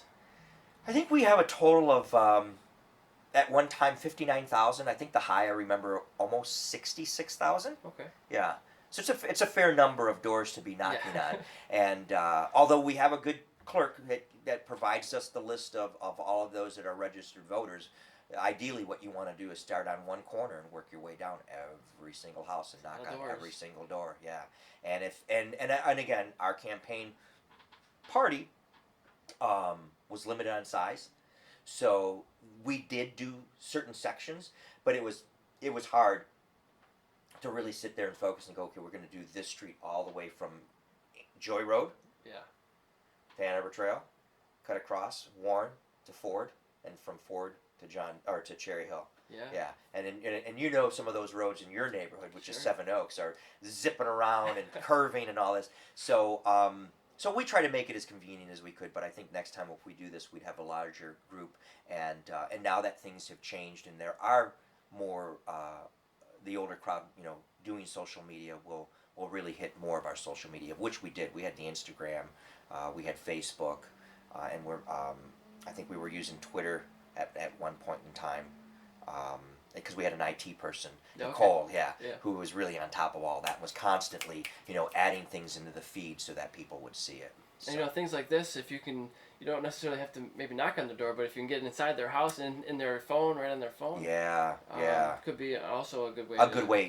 There's so many things that have changed. Before you would knock on doors or you'd send a flyer, but flyers, because of postage, have really skyrocketed in price. So when you do that, you have to have that capital to be able to fund it. I've looked at door-to-door mailers just for, I want to do my neighborhood. Right. It's thousands of dollars just to send a little pamphlet. A little 3x5 card. To like or an 8x5. A couple thousand residents. Yeah, exactly. Wow. It's very, very expensive. So again, we decided that we were going to go the other route, which was we were going to attack, those that knew, do these little coffee hours, and those that knew me would come and support, and they would tell their friends and family, which to some degree, again, it did work, but where we didn't was the absentees, and we had hoped that when they saw their absentee, they'd go, oh yeah, we were, but they saw the other 2 names, and I'm sure, they were like, oh, well, that's a Curtin person, and this is someone else that we recognize, but, and then they, of course, the name recognition for the first person, so that's what they took. That's what they chose. So, but it's okay. It's okay. So I'll serve in a different form, and I'll continue to do that. And you never know if administration changes in Dearborn Heights. I could get a phone call and have another career change. Sure. You never know what can happen. Right now, I have the luxury of going to work in the morning. I wear a pullover and no more shirt and tie. I don't have to put on a badge. And but then I might get a phone call and they'll say, hey, you want to do this, and then I'll have to put on a suit and tie and go to work again. You never know. Yeah, you never know. So, but in this way here, I'm still serving. I still continue to serve. And believe me, I don't know how many people will see this, as it goes on or into the future. Dearborn Heights is definitely it's a great community. It's been an absolute privilege. It's been an honor. It's been exemplary to serve not only the community, but to serve these parents and their children, and in some cases their children's children. That's pretty cool. Yeah. And I'll tell you a quick one. I grew up with a young lady in my old neighborhood of Detroit, and she had gotten married and moved back. She had gone to Germany, gotten married, moved to Germany with her husband, and then came back to Dearborn Heights. And before she went to Germany, I got to hold her newborn daughter. That's special. Yeah. So, here we are as childhood friends, and then she gets married, has a baby. I'm holding this little baby. Her name was Haley. And then she goes to Germany, then she comes back and she moves to Dearborn Heights. I had her daughter in Dare, and then, 8 years later, or 4, 5, 6, 7, 8 years later, I hand her daughter her diploma, and she graduates from Crestwood High School. Wow. That's great. So that's very, very rewarding. And I'm sure there's others that have had this, but to be able to express it now, that's an honor. That's something that not everybody gets a chance to do, and the ones that do should know that it's a privilege. It's a gift that's given to you. A lot of gratitude there. Yeah. So it was nice. Yeah, it was neat. Yeah. That's good. Yeah. And we can go back to your biking a little bit. Okay. You got a steed recently. Yeah. That thing is pretty cool. Well, let me tell you the story behind all of that. So, that I enjoy my cycling, and I think when I get into certain things like motorcycling and cycling, I dive pretty deep into it. So, I happen to be snowboarding, and one of the guys from the snowboarding club said, hey, I was looking at your Facebook page, and you're a cyclist. And I was like, yeah, but I haven't cycled in a number of years. I still like it, but I haven't really cycled. And said, do you still have a bike? And I said, yeah, I still have a bike. It's an old, crappy bike, but I still have it. Do you still ride it? And I says, I've ridden it, but raising kids and everything, I don't have that time anymore. Yeah. So he invited me out to do this ride called BTT, which is known as Beat the Train. It's a group that's formed in Detroit by a young man out of Dearborn Heights named Andy Stubb. And they meet down at the Welcome Center in Detroit, which is right there in Southwest. And they do a really nice, it's not you can make it a high-paced cruise, but he makes a really nice tour of Southwest, Midtown, East Side, Detroit, and then back again. And then they all break away, and they go have breakfast in different areas. And the largest group eats breakfast at Los Galanes restaurant in Southwest Detroit. Los Galanes on Saturdays opens up early to cater to all the guys that cycle. So, friend Anthony says, hey, would you be interested in this? And I said, okay, and how long is it? And don't worry about it, you can do it. So, needless to say, I go out and I do this ride, and I'm hooked. It's like someone threw out a line, and I just bit right into it, and I was hooked. Like 6 to 8 years ago? Yeah, somewhere right around there. I'd have to think 2013, yeah, probably. 2012, right around there, and I was hooked again. I was like, oh my God, I'm back on a saddle. It's not a full saddle, but I'm back on a saddle. Yeah. And so he invites me over to the shop that he works at, which is Cycle Connection in Wyandotte, Michigan, and he introduces me to John and Sandy, which are the brother and sister owners of this Cycle Connection. It was a family-owned business, and he touts me off as this avid runner, which I'm not. I can just run, and they said, well, we have a team here, and Anthony rides and does some competitions, and they have a couple other people that ride, and they do duathlons and everything. So there was a duathlon that was taking place in Grosse Ile, and we entered it, and it was a 20K ride on a bike, and then a 5K run. No, I take that back. As a 10K run. So it was a 10K run, 20K ride, and then, I'm sorry, a 5K run, 20K ride, and then another 10K run. So I was like, wow. But I trained for it.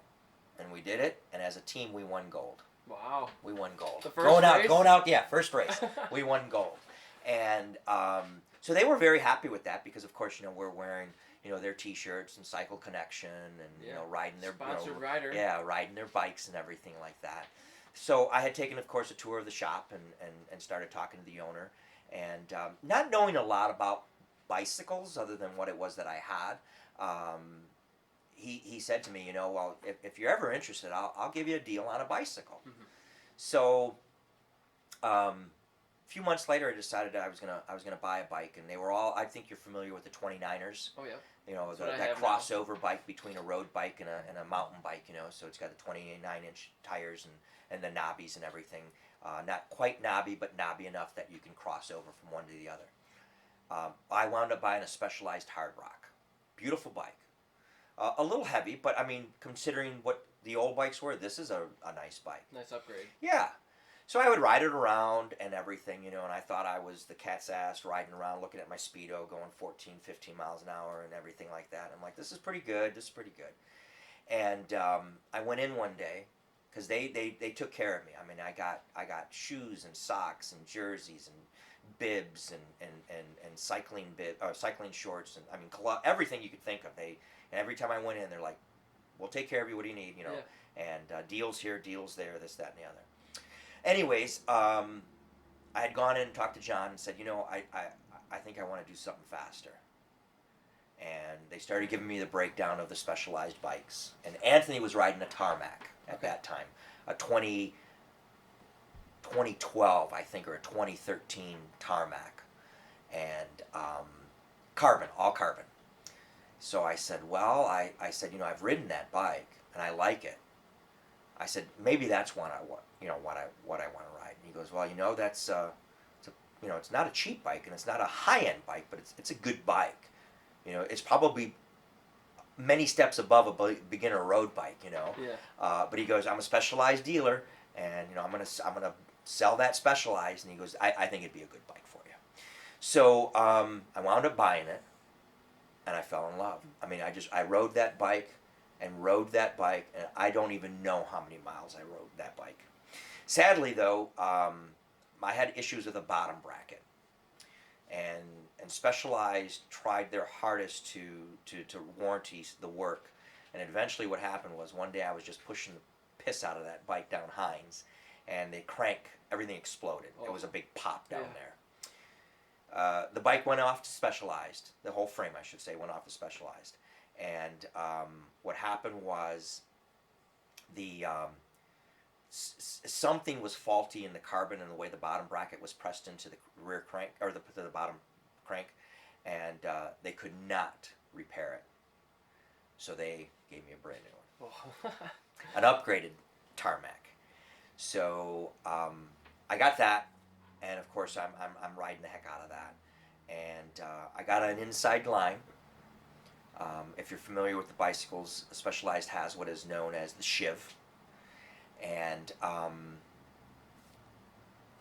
had an inside line and said, hey, Kona, they used the shiv in the Kona race. And Specialized is going to make 500 of these limited edition chameleon Kona bikes. And I'm like, wow. How did you get your name on that one, right? I said, yeah, and how does somebody get one? Because I had priced them out and everything, and yeah, they're rather expensive bicycles. And I thought, I know I can get one. I know I can afford one. I said, but do I really want one? Do I really want one? So I had talked to a few guys that ride, the time trial bikes and so on. And I had done a time trial, a few of them down at Hines through the cycling clubs. And but I always did them on my Tarmac, which that bike will do them. It's a great bike. Yeah, it's a great bike. The bike will do them. You're dressed the right way, you're feeling the right way, you got the wind the right way. That bike will push right through. It'll cut wind. But on a TT bike, it's a whole different story. You know, you're still putting power and effort and keeping that cadence up, but that bike slices a little bit differently. Yeah. You know, so I called the dealer. I called Cycle Connection and told them what I knew, and then they made some phone calls and they said, "How did you find out about this?" I said, "Well, I can't tell you that." Yeah.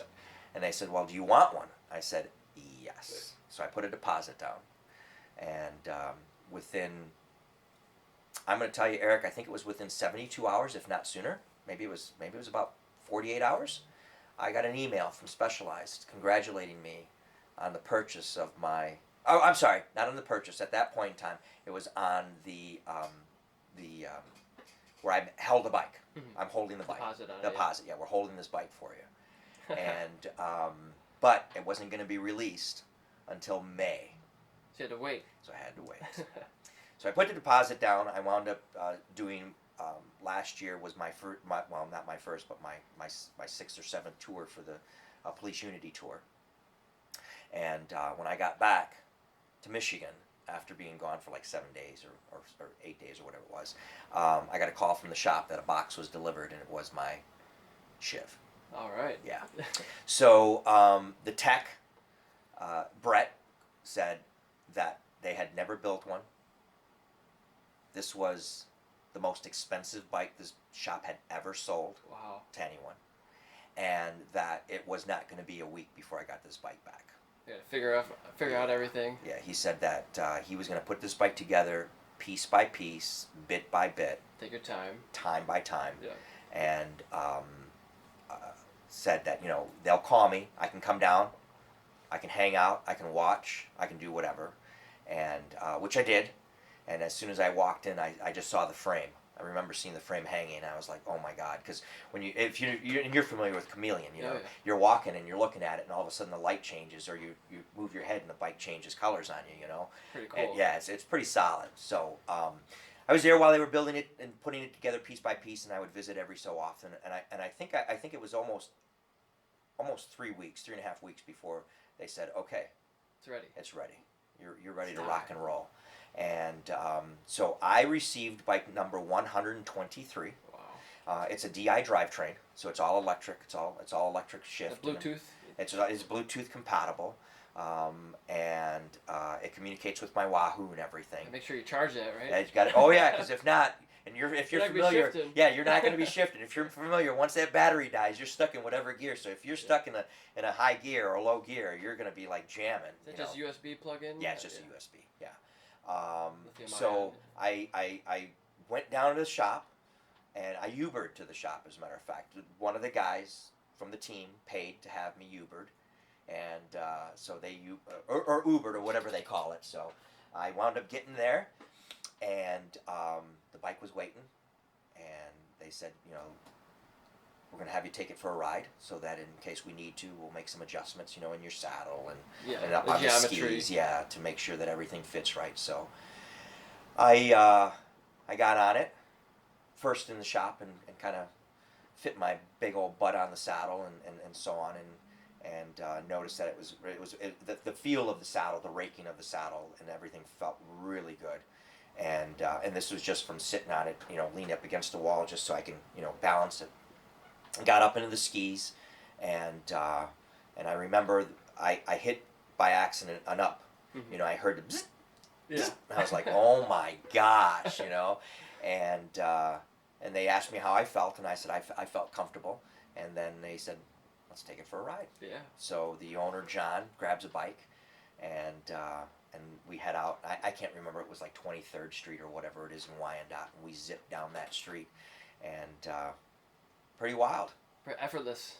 You know, it was interesting because I didn't feel like I was it almost felt like I wasn't working. Well, there's so much less weight, and all the components are so much better. There's like seamless, quick shifting, just like a motorcycle. It's so aerodynamic. It's so lightweight. Wind tunnel tested. It's wind tunnel tested. I mean, Specialized. And I'm not the bike guru. I can't tell you, you know, that X amount of or certain grams of carbon are in this fork, yeah, and there's certain grams of carbon in the seat post and all this other stuff.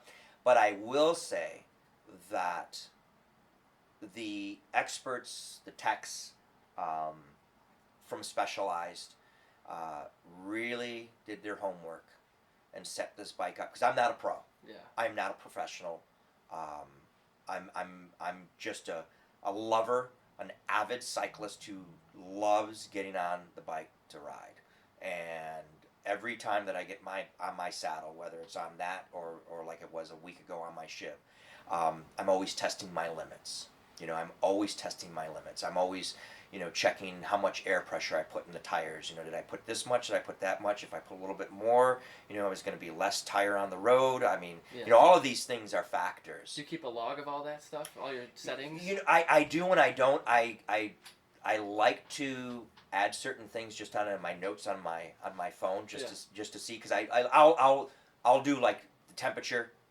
If it's hot, do I put a little bit less? If it, because the tires are going to expand and everything. Yeah, if it's cold, I put a little bit more.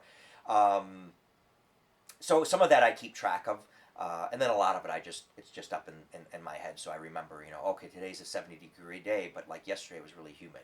Yesterday was kind of a humid day. But anyways, so they did a really sweet job. So I can imagine that the guys that are getting paid to ride this bike, they have to be completely amazed. Because if I'm amazed, and I'm a beginner. I'll just say that. I'm not even an avid. I'm not a pro. I'm not a advanced, intermediate, or whatever. I'm just this beginner guy that loves to get in the saddle and ride. This bike is impressive. Yeah. This bike is impressive, and when you're flipping gears, for grade change, like I rode Hines, and I know Hines.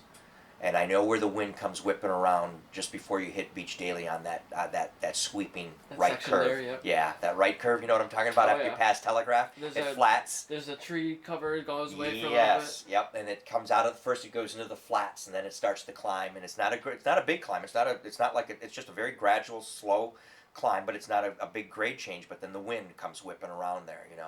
And these have the Rivali wheels on there, which are deep dished wheels. And you can sometimes, even on my zips, you can feel the wind as it blown off track. Yeah, it blows. You're up in the skis or down in the dips and everything, and you're like, whoa! I just felt that. And because you're so relaxed and riding, all of a sudden you can feel that wind, give you that little nudge. But to have that response of switching those gears, and then you can feel, and I can look, and I'm going to tell you a quick story. But you look and you're going, oh my gosh, just a second ago I was at 21 miles an hour and now I'm at 24.7. Yeah. But I've got wind and I could feel it. And where did it come from? It's not on my backside, but you're slicing right through, It's amazing. Anyways, I had ridden it out, and again, you know where all of these little turns, and especially on Hines, if you ride it enough, you know where these little things are. And when you're heading back east on Hines and you pass the big ski hill, so it's just after Middlebelt, just before you get into Inkster. There's a small climb, and then because of the hill, and then it levels off, and then it drops down, and then it levels off before you get to the golf course in Dearborn Heights. So the Hines was closed, and the road's in pretty good condition. You've got to keep your head up, but it's in pretty decent condition. I think the ditch, or what I consider the ditch, which is a little side path, I think those are in better condition than the road. Yeah. But that's car travel. Yeah, exactly. But I was pedaling, and I know that I probably had the advantage of a little bit of a downgrade, but then it flattens out. It flattens out for a long, almost 9/10, maybe even a mile. It flattens out. But to look down at your speed as I'm up in the skis, and I've got my Wahoo computer sitting up there, and I'm pedaling away. GPS based. Yes, yeah. So it's sending everything, you can send it right to your phone like that, And, but as I'm pedaling, and I'm looking down, and I see 26 miles an hour, and I'm by myself. Flat ground. Flat. No tow, no draft. No draft, no tow. You're not skitching against a car? Nope. I kind of thought maybe God was blowing on my backside. Yeah. I didn't even feel that. It was just all leg power, and then there's the increase, and then I thought, I'm going to tap up one more gear and see what happens. And then you can feel the increase in and as you're pedaling, that it's, yes, there's power, yes, there's effort, but it's simple. You know, you're just keeping that cadence. Yeah. You're just keeping that cadence. And then when you know that it's just getting too easy and you bump it again, and then you look and you go, oh my God, I'm at 29 miles an hour. And you got a good tuck. Yeah. You know, I'm down in those skis. I've got just the top part of my eyes zipping straight ahead so I can just see. And I want to reach back and tap myself on the back, you know. And then when I hit that little climb, because it goes the golf course, so it's right after Noller Bend, I think, is where it starts to climb, levels up, and then it climbs again before you get to Beach Daily. And you know, you really don't drop down in speed. I think I went from like 29 to about 27 and a half, 28, yeah. And I'm like, wow. It's pretty impressive. Wow. So the bike was definitely built for speed. I think that, you know, someone stronger than I can push that bike even harder. I think, you know, the trained professionals, the ones that are being paid to get up at 6 and eat the oatmeal and have the high carbs and fully dedicated. That's all they're doing for 8 hours a day and still living it. Are probably pushing that bike a lot harder than I am, and there's no doubt that bike is a speed demon.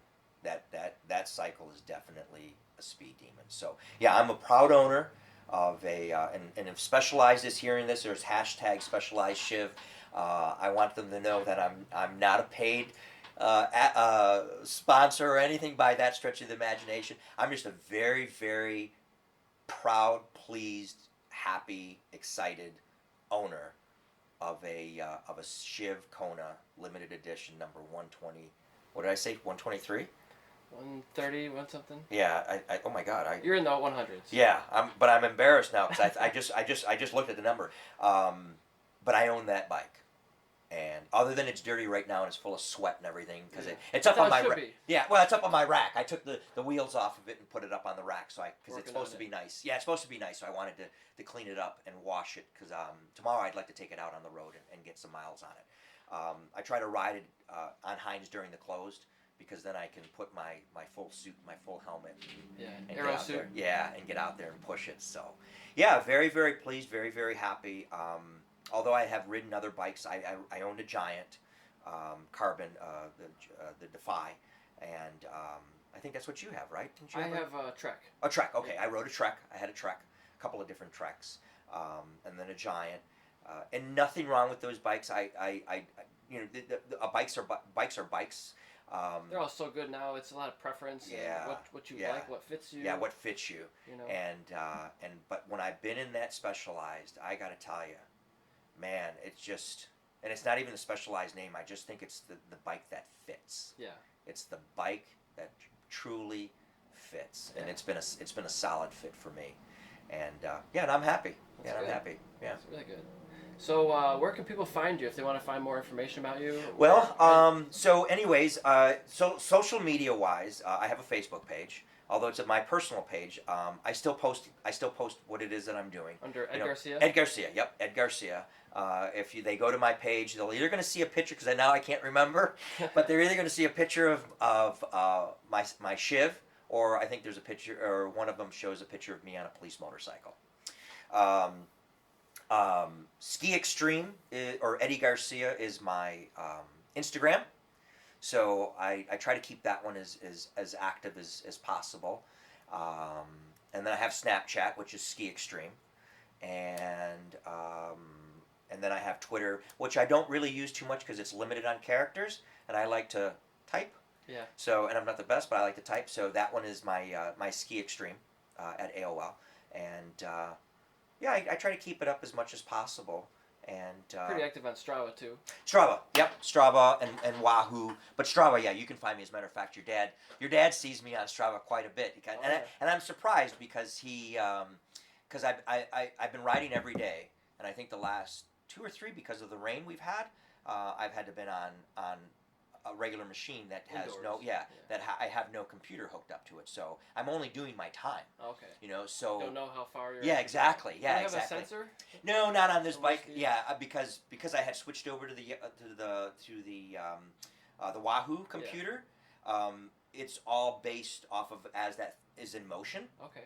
So it does keep my heart rate and my cadence, but it's not monitoring anything else from there. So when I'm out on the road, it grabs everything. So right now, all I'm doing is monitoring my time. So I could estimate my mileage, but to me, I'm burning time, and which is fine.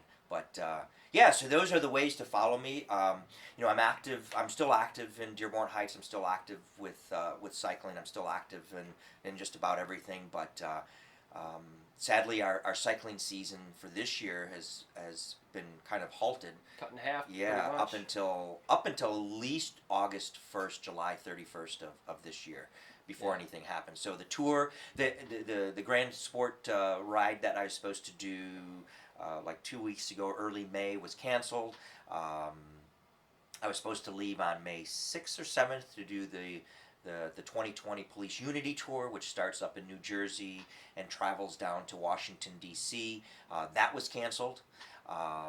And then there was a few other bike rides in between now and July that have been canceled. So right now, I'm still riding though. Yeah. I'm still riding. I'm going to keep these legs fresh, and because you never know what's going to happen.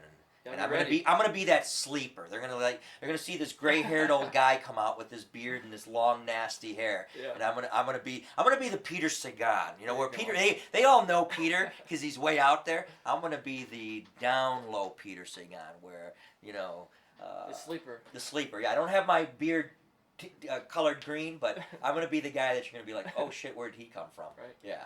Gotta watch out. Yeah, exactly. Exactly. Now, what kind of races do you like to do? Do you do the crits? Do you do the time trials? Okay, so I've done a couple of crits, but I think which I enjoyed. They're pretty intense. Yeah. They're very intense. I'd like to try one. I've never done one. Yeah, they're very intense. It's close quarters.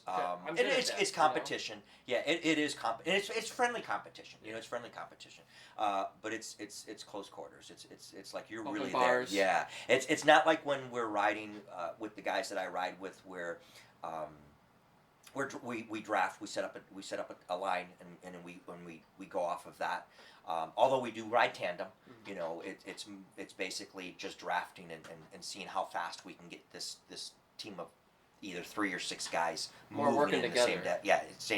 Moving together as the same team. Where in the crit you're either a team that or you're on your own. You're finding.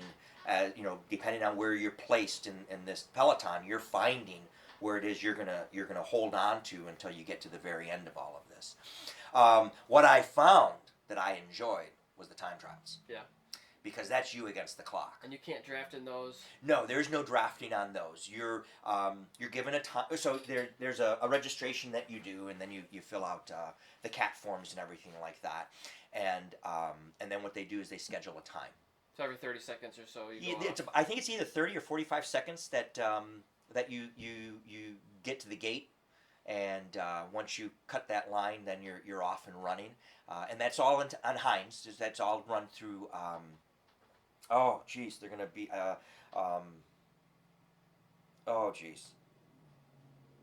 Is it the Wolverines? The Wolverines Cycling Club out of Royal Oak, or the Wolverines that run the time trials down there.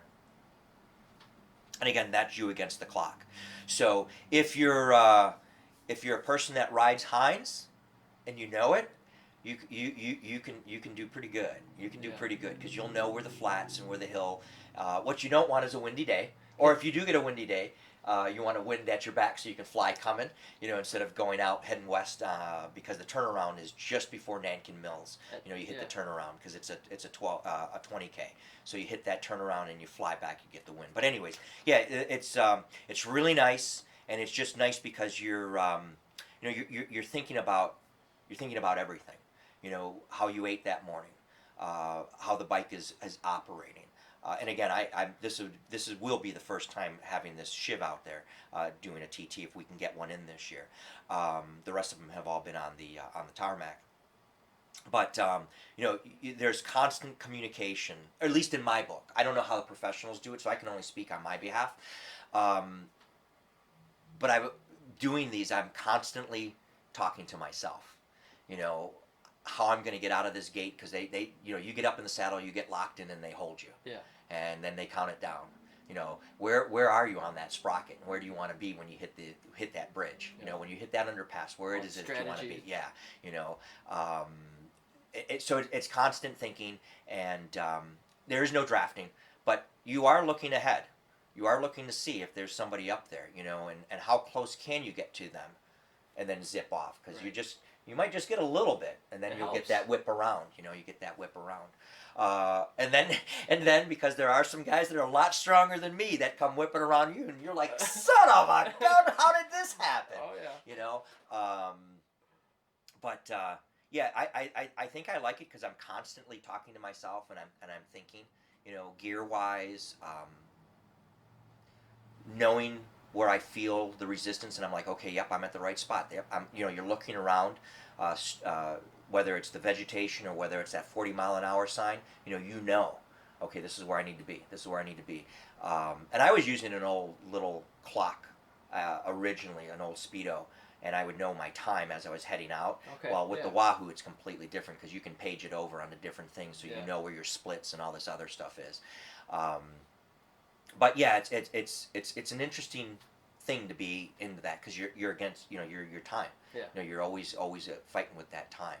So and Hinds can be difficult because heading west there can be wind, heading east there can be wind.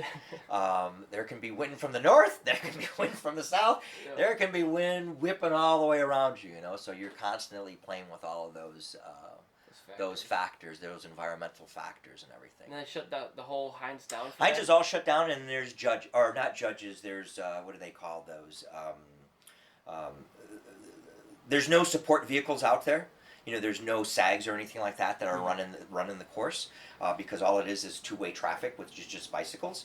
But there's there's a special name, rangers. Kind of like quarter workers. Yeah, and what they're doing is they're in strategic places going down Hinds, so that as if you're doing something that would be considered illegal, they can see a bib number. Yeah. They'll see a bib number off the back of your uniform, and they can call that in and say, hey, this guy drafted for whatever, or is that a time penalty then? If you do that? Yeah. So all of that will be taken into consideration as you get back to the end. So you don't want any of that. But you learn, you especially on Saturdays, you learn how to ride Hinds so that you don't want to take up too much road. You want to be over here, so you're that shorter distance. On this turn, I don't need to be here. Yeah, I need to be pressed over this way so I get better time. You can use the whole course that time. Yeah. So it's kind of neat. So, but. So those are a few things. That's the bike, the new shib, and everything. And then, like I said, so far I've been really pleased, and I'm really excited, and happy with the investment. Yeah. I upgraded my bike last year. I had the Trek VRX 200, which was a year 2000 mountain bike, and I had put about 3,500 miles in that thing, and rode it for probably 7 years before I upgraded, and finally made the decision to go to a 2019 Trek Top Fuel 8 full suspension mountain bike. The other one was also full suspension, but upgrading nearly 20 years of technology. Oh my God, it's like night and day. It's a big difference. Yeah, I can imagine. And I actually popped a couple tires on my new bike just the other day. So I took the old vintage bike out, and it sounds like a box of wrenches here and there. It's not the best, but it's still a good bike. It'll get you around. Yeah, it'll do the job. Yeah, it'll do the job. I just did a little 6-miler, got great brakes. I've upgraded different things to keep it current, keep it working well. Yeah. But it's got that Y frame, so a little different geometry. Geometry on the bike, yeah. But it's pretty good. I actually won a beginner mountain bike championship on a 19-year-old bicycle, so it can be done. That. Yeah, nothing wrong with that. Doesn't matter what you got. My dad's got his Swahn. What is? I'm not even sure. Oh, that's right. He won. Yeah, he's still right. Yeah. That World Sport, I think it is. It's maybe belongs in a museum now. Yeah, that's the one that's a chromoly. Is that a chromoly frame, or is that a steel frame? I can't remember now. I think it's a steel frame. It's like a orange Yeah, and it's Orange got the real tubular forks. Yeah. Yeah. Yeah, the round head tube and everything. The round, it's aerodynamic, but not really aerodynamic. Yeah, because they were all built like really tubular. Yeah, circular, tubular. Yeah. Everything was really tubular. Yeah. And my brother had an extra Specialized, and he let my dad use it for a while. So he's been switching back and forth, and like, oh wow, I didn't realize how much the new bikes have improved. The new technology that's come out, it's like night and day. Yep. Yeah. But he's been getting out there every single day for the last 369 now. I don't think it's that high. Maybe it's 330, 340, something like Is it that. Okay, I thought it was 369 or 365 or something. I think he's got maybe 20 days until he gets a year. Yeah, not bad. Not bad. It's exciting. I was going to have him on here around his birthday time frame, June 3rd, to talk about his. I think that'll be a year. His year ride, yeah. I'll be darned. Coming up. Not bad. Excellent, yeah. Excellent. Wow. And as a matter of fact, just to go back real quick, I was telling you about the bicycle. Yeah. My very first one was a Swahn Breaking Free. Okay. Was a Swahn Breaking Free, blue framed. And I think that was a steel frame bicycle. 10-speed. Yeah. 10-speed. And I love it. Chrome wheels, as a matter of fact. Chrome spoked wheels back in the day. And with the gummed wheel, the two or tires that were gummed. They had that tan white wall or tan wall on them with a baseball card in the spokes. Yeah. I didn't need anybody to know I was passing. I just want I just wanted to know I was passing. Yeah. So, anyways, yeah, that's good. Excellent. So maybe wrap it up here. Yeah. Hey, listen, I can't thank you enough. This was great. I'm glad that we had a good open dialogue, and anybody is more than, I should say, anyone that watches or hears this, I hope that they can look me up. I'm in Dearborn Heights. Come ride with me, or just come over to the house and visit, talk bikes, talk garden, talk whatever. Yeah. But it's my passion. I know it's your passion to be on two wheels, and whether it's pedal or whether it's machine driven. But I also say that even when we're on our bicycles, we're still machine driven. We are machines. Yeah. We are machines. Absolutely. And we are constantly pushing ourselves to be the best that we can possibly be. So I think that's important. But I thank you very, very much. I really appreciate this opportunity, and maybe do something at the end of the season, or maybe do something next year before I get. Hopefully, we get this big pandemic under control where we can be free to get back out and because I mean right now if you look we're 6 feet apart from all of us, and but hopefully we'll be back into some way of normal. Who knows what that will entirely be, but some way of normal. But I'm sure that my passion, your passion, is the passion of some of these other podcast listeners and watchers, and it's fun and exciting, and I appreciate the privilege of coming down here. I think it's an honor, and I can't thank you enough for inviting me. I'm glad to have you, man. Thank you very much. I really appreciate it. You got it. We can actually, if you want, I got a sim racing setup upstairs. We could test it out for video games as a PlayStation 4. I have a driving wheel with pedals and a racing seat and everything. It's very realistic. This is what the Formula One guys are using for their training. Okay. It's basically is everything except for the rotating platform. Okay. Yep, I know what you're talking about. Yeah. So I've been doing that. You can feel everything. You can feel the curbings. You can feel when you get on the gas hard. The front wheels, they don't come up, but you can feel the almost that motion. Unweighted. Yeah. So you have less turning on ability. Your wheel. Yeah. You go over these crests and you lose your steering for a second. Oh, I'll be darned. It's they call it force feedback, so it's very. The G-force, the negative forces, and all that. Yeah. I'll be darned. Interesting. All right. Thanks, everybody. And we'll see you soon. Thanks. That was 2 hours exactly. Wow. It didn't even seem like it. Now, what I'll have to do is just download everything and meld it all together. How was that, Peterson? Yeah. Do you still have battery life? 2 hours. So the longest one I did before was like 1 hour and 20. And I was using that camera as my main one, and every 20 minutes I had to go over and turn it back on. It's like, oh, this is not going to work. You know what? I'm going to be honest with you. It did not seem like we just started, right? Yeah. Wow. Today's featured products are Bonamici Italian Sport Bike Parts. ESR has been an authorized dealer of Bonamici for the last few years. We have foot peg assemblies, rear sets, chain adjusters, engine case covers, dash protectors, triple clamps, brake and clutch levers, lever guards, and clip-ons, handlebars. For just about every modern sport bike, including Aprilia, BMW, Ducati, Honda, Kawasaki, MV, KTM, Suzuki, Triumph, and Yamaha. These parts are all high-quality performance parts ready for racing or street riding. Head over to EricSwanRacing.com where you can order these parts on our eBay store right now, and most are also available on our website shopesr.com. You don't have to spend a lot of money to support small businesses. We have about 1,500 items for sale that are under $50. We have 250 books, 250 magazines, 100 vintage books, 75 DVD and VHS movies, 90 CDs, 135 audio cassette tapes, 150 vinyl records.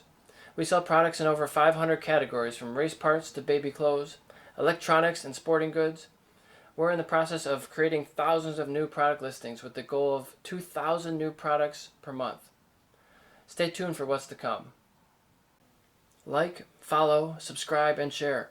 I'm active on Facebook, Instagram, Strava, YouTube, and Twitch. Leave me a comment and tell me what I did right and what I did wrong. Who would you like to see me interview next? I specialize in motorsports and racing, but I want to talk to people from all walks of life. We can do it via video conference, but would much rather do it in person. I'm located in Sterling Heights, Michigan, about a half hour north of Detroit.